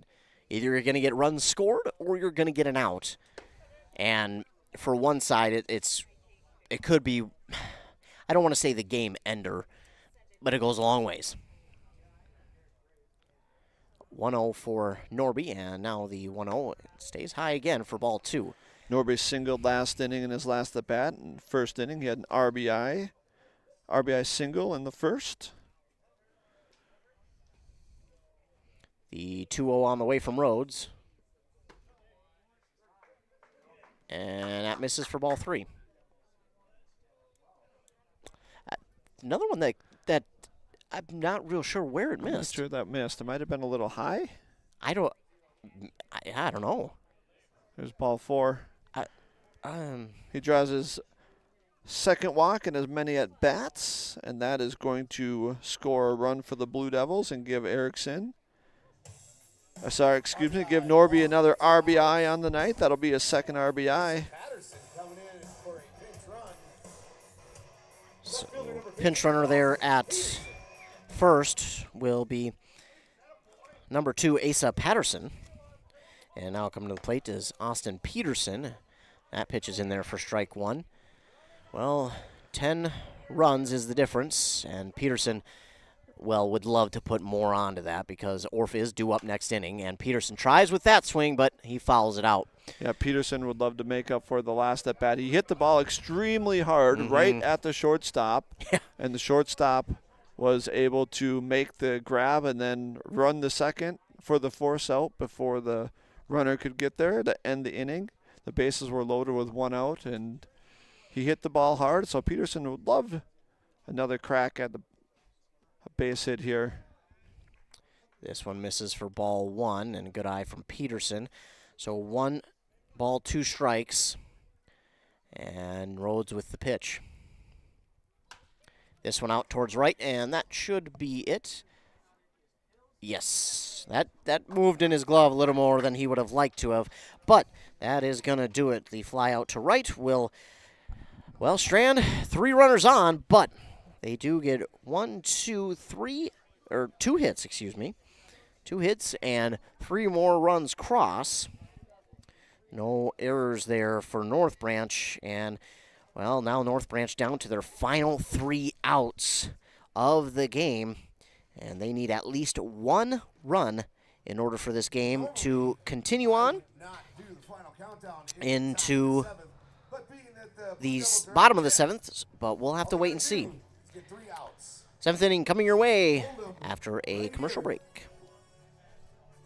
Physical therapy. It's one of those services you don't think about until you need it. Pain happens. Count on the team at Physical Therapy Consultants to help. Physical Therapy Consultants, with locations in Zimmerman, St. Francis, Andover, Ham Lake, and recently merged North Branch and Isani, accept all insurance plans, workers' comp, and auto. Their expertise can help you and your body repair. Find out how Physical Therapy Consultants can help you heal. Call 1-888-THERAPY today. That's 1-888-THERAPY. Physical Therapy Consultants. The mushroom melt is back at A&W. How does this sound? Sautéed seasoned mushrooms and onions with melted Swiss cheese on your choice of a juicy burger or grilled chicken. Then add golden French fries and a medium soft drink. It's the mushroom melt and fries combo at A&W. Now, top it off with a classic A&W root beer float featuring vanilla soft serve and made fresh root beer, all in a frosty mug. Or how about the A&W root beer freeze? Signature combos and delicious treats always at your local A&W restaurant in Pine City. 3 outs is all the Blue Devils need, and they'll get a little bit more rest in between games. It's still under 24 hours from this game to tomorrow night's game, but you get done early tonight, and you get to go home, rest a little bit more, ice up, do whatever you need to do with a little bit of extra time. But it will lead off with number 3, actually, Dylan Kramer. So they'll get a different batter here. So we'll get you his stats in just a moment. As Derek Graves with the first pitch in there for strike 1. Derek Graves has gone the distance here for the Blue Devils. I think with a game tomorrow and a game on Sunday, they would love to have him end this game right here in the bottom of the top of the 7th with the 10-run lead. So far, so good. 0-2 and the pitch. Oh, that one misses for ball 1. Similar spot to the last one. Kramer on the year has 10 at-bats. He's got 1 hit in those 10 at-bats. He's played in 4 games this year for the Nighthawks. 1-2. Tried to get him to swing at that one just like he did Bo Pedersen to get that strikeout. This time Kramer says not going to swing at that one. So that evens up the count. 2-2 the pitch. That one poked to second. Uh-oh. And it's going to allow him to reach an error. And this 10-run lead all of a sudden is in jeopardy. So all of a sudden, a 10-run lead and an early night looks like it possibly could go by the wayside, but still got a strong defense. Matt Solberg will now come to the plate. So Solberg will be a new batter this inning, and, well, worked in the first one as it allowed Kramer to reach on an error. Solberg on the year has 10 plate appearances, and he is batting .250 on the year. He's a lefty, or bats left-handed, I should say. That's going to be strike 2. So Orf actually is not going to see the plates. They're going to have a new man as number 9, Jim Scroke. So yeah, there's Jim and Jimmy. So he will be the next batter instead of Orf now. So I guess that was 1-1. Now this is 1-2, and this will get him swinging and missing. That will be out number 1 on the strikeout. So 1 down, 2 to go for the Blue Devils, and Jim Scroke will come to the plate. That is Graves' 11th strikeout of the night. Wow. And I think the Blue Devils really just want to get him through this inning, end the game in the 7th, so they don't have to bring in anybody else, and they can have the rest of the arms ready to go for the next 2 games the rest of the weekend here. And you mentioned then he'll get a little bit of extra rest, because then he will probably be the guy to start the playoffs for him. As we see Jim Scroke here swing and miss on this next pitch, and this will move the count to 1-1. Runner at first, 1 down, top of the 7th. This one's swung on and fouled. Out of play. Jim has 3 plate appearances on the season. So a 1-2 now after that one goes foul. And Graves with the pitch. Got him reaching on that one for out number 2. He is racking up the strikeouts here these last few innings, and that's, what, his 12th? That's his 12th according to my count here. 12 strikeouts for Graves. And now North Thorson to the plate. The last chance for North Branch. Again, they need 1 run to extend this inning into the bottom of the 7th, but that one is going to miss from Graves, high for ball 1. Thorson, a North Branch graduate as well. He's 0 for 2 on the night with a walk. He's got 2 flyouts to right field. Checked his swing on that one, and good eye because that will be ball 2. Derek Graves takes an extra moment off the mound. And the pitch. This one is swung on and missed as that one was just fired right by him. For strike 1. So Thorson looking to extend this inning and then hopefully the game. The 2-1 pitch from Graves. That one right at third. It's going to get underneath. So it got right through his legs. And now Nick Pills to the plate, and the Nighthawks not done. Puts runners at first and second with 2 outs. Pills is a dangerous batter. He's 433 on the year, but he is 0 for 3 tonight. He reached in his last at bat on an error by the third baseman on the pop-up that was tough to see in the sky. So Pills looking to extend the game as well. Runners at first and second, and he swings at that one, fouls it back, and into the wooden overhang here. Hit the net, but it was hard enough to where it actually went and hit the wood. This one is going to miss for ball 1. Graves, strong throw on that one, but just missing. You can see he wants to go home. He wants to end this game here with this at bat. So 1-1 now the count. And the pitch. That one's in there outside for strike 2. Good pitch. So he needs 1 more. 1 ball, 2 strikes. Pills trying to grab another at least hit. But Graves with the pitch. That one swung on. Popped up right to Graves, and fitting he gets the final out. So a pop-up right to the pitcher for the 3rd out, and that is going to do it. 1 hit, no runs for the Nighthawks here, and an error by North Branch, by Mora, and that is going to do it. So that will end the game. The Blue Devils will get the victory 13-3. We'll take a commercial break, come back and recap this one after a word from our fine sponsors here on Nice 95.5 KBEK. Make your next stop the Freeway Holiday Station store in Pine City. Right now, save on all your favorites, like Monster Energy drinks, 4 for $8. Lots of Matza pizzas are 2 for $16.99. And those famous meal deals, hot dog or hot snack, chips, and an extra large pop for $3. Or any breakfast or lunch sandwich, hash brown, and 16-ounce Ghost, Bang, or C4 for just $5. Plus, propane is only $3.99 a gallon. You gotta stop somewhere, so make it the Freeway Holiday Station store in Pine City.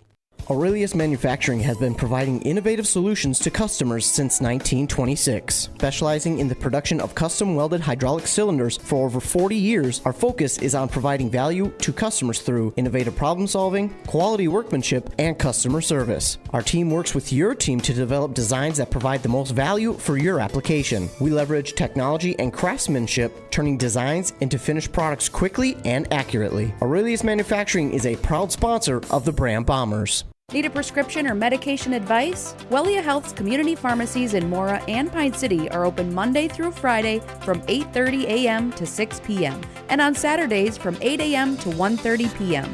Our friendly pharmacists are here to answer your questions and to help with prescription transfers. Call us at Pine City 320-322-5141 or Mora 320-679-3999 or visit welliahealth.org.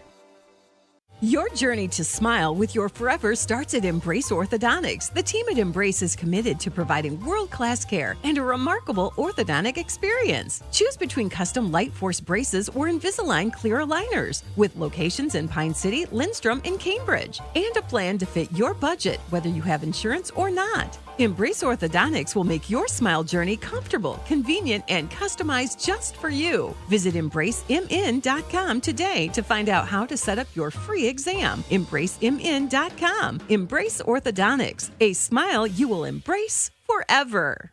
Finding that missing shin guard. Remembering whether it's a home or away game.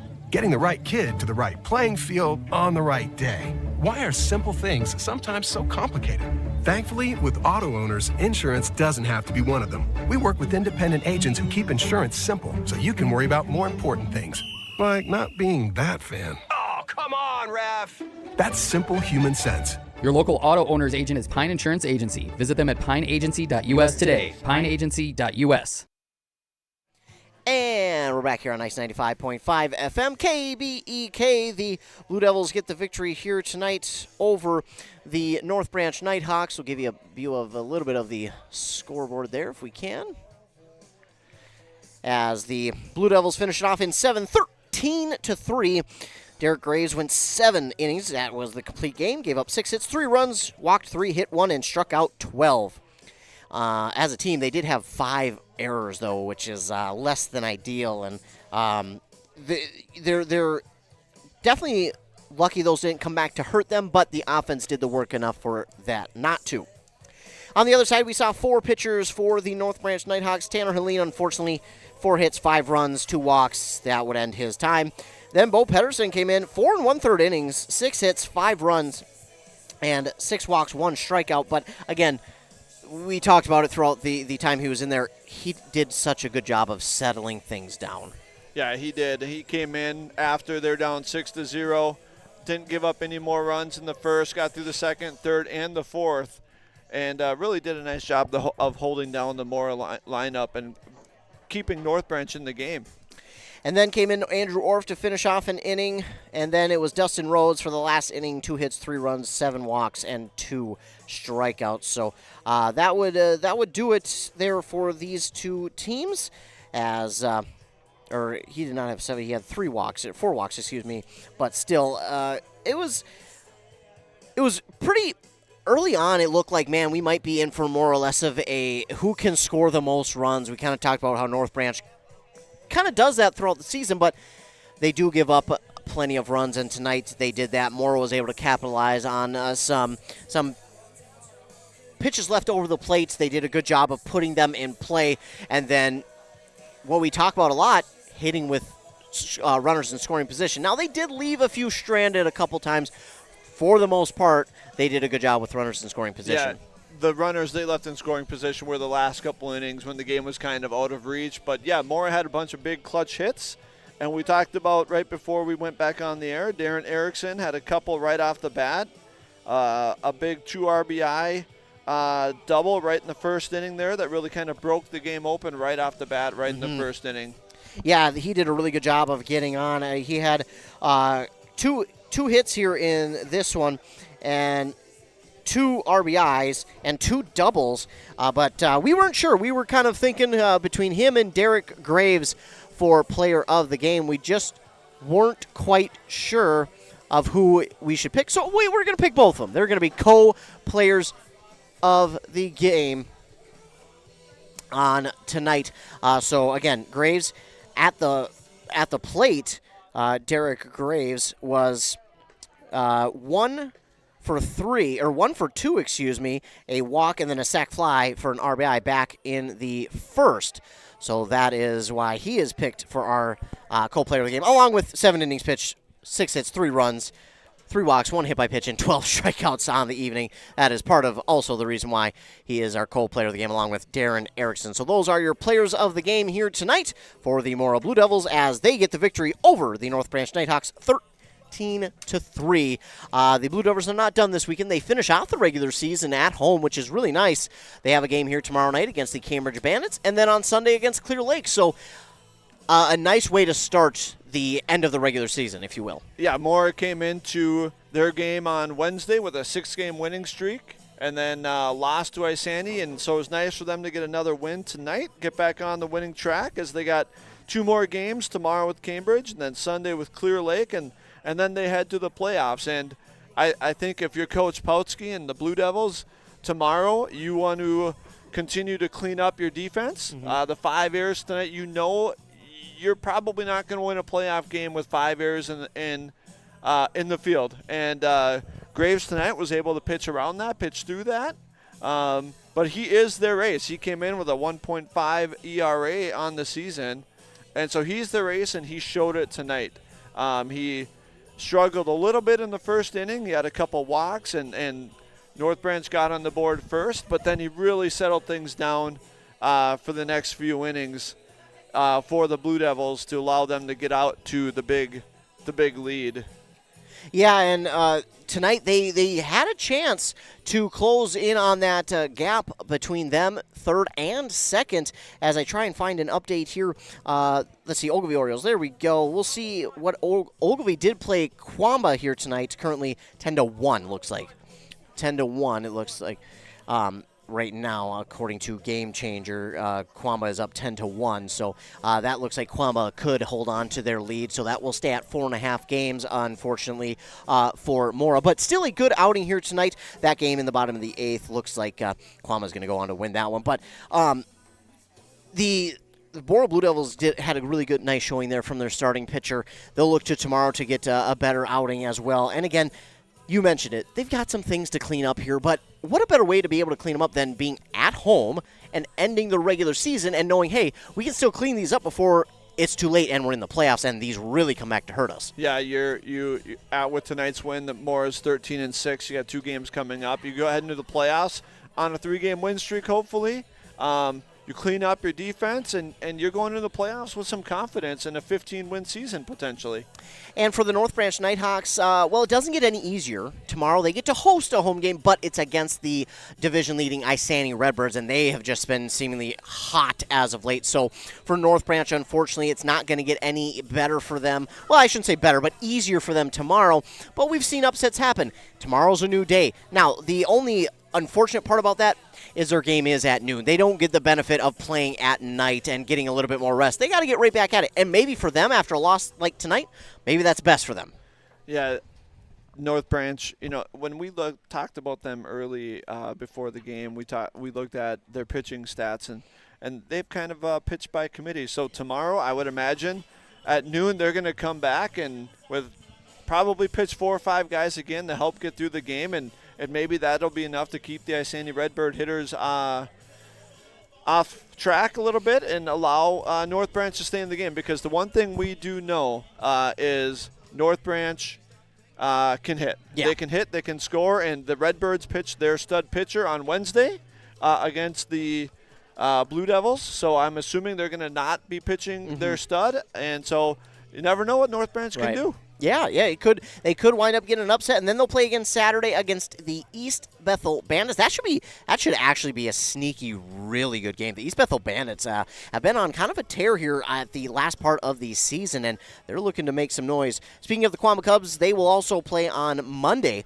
of next week, and then it almost all comes to an end on Wednesday when we have 3 games, but the really one that we're only looking forward to is the Hinckley Knights as they host the Hayward Hawks. That'll be it for them. And then playoffs start next weekend, so be sure to we are not real sure if we'll be able to get out to those quite yet, but we'll keep you updated. And a good way to stay updated is right here on this YouTube page. If you're watching this on our YouTube, be sure to like and subscribe. Hit that subscribe button that you see there on the YouTube. That way you are notified every single time we are live with a video, because if you're subscribed, you'll get that notification. All you gotta do is click on it. It will bring you right to the live video. Another way to stay tuned is our morning shows on this channel, 95.5 FM with Adam Hefty at 7:30 and 8:30, or over on 100.9 FM with Joshua Muron at 7:45. And 8:45. That's when you can catch your local sports update. We'll talk this game, all the other games going on in the Eastern Mini, plus regional and national sports. And another way to stay tuned, we got many, many ways, is our websites, kbk.com, wcmpradio.com. Go to the sports tab, click on broadcast schedule. That will show you all the links for the games that we have coming up that week of play, but that is subject to change. Also, our websites has coaches' interviews, players' interviews, articles from games that we've been at, and all of that. Also on the ways to keep up to date, our social medias, our Twitter and our Facebook pages for both stations, our Instagram, and then our Twitter at Q Media Sports for all things local sports on our social media. So be sure to stay tuned any way that you can. Like, follow, subscribe, do whatever you got to do to stay up to date with local sports. Again, the final here on that Embrace Orthodontics scoreboard, the Blue Devils get the victory 13-3 over the Nighthawks. And Chris, any final thoughts here on the game tonight? Beautiful night for baseball, town team baseball. So fun to be here, so fun to watch. With games this weekend in North Branch, and Mora's got 2 this weekend. Get out and watch some baseball. It's beautiful, beautiful weather this weekend, and it's exciting to watch some good quality local baseball. No doubt. So that's going to do it for us. I appreciate you all tuning in. Thanks so much to all of our fine sponsors. For Nice 95.5, that's Chris Gable. I'm Ethan Game Day Gilman. Thanks so much for tuning in. Have a great rest of your night and a fantastic weekend.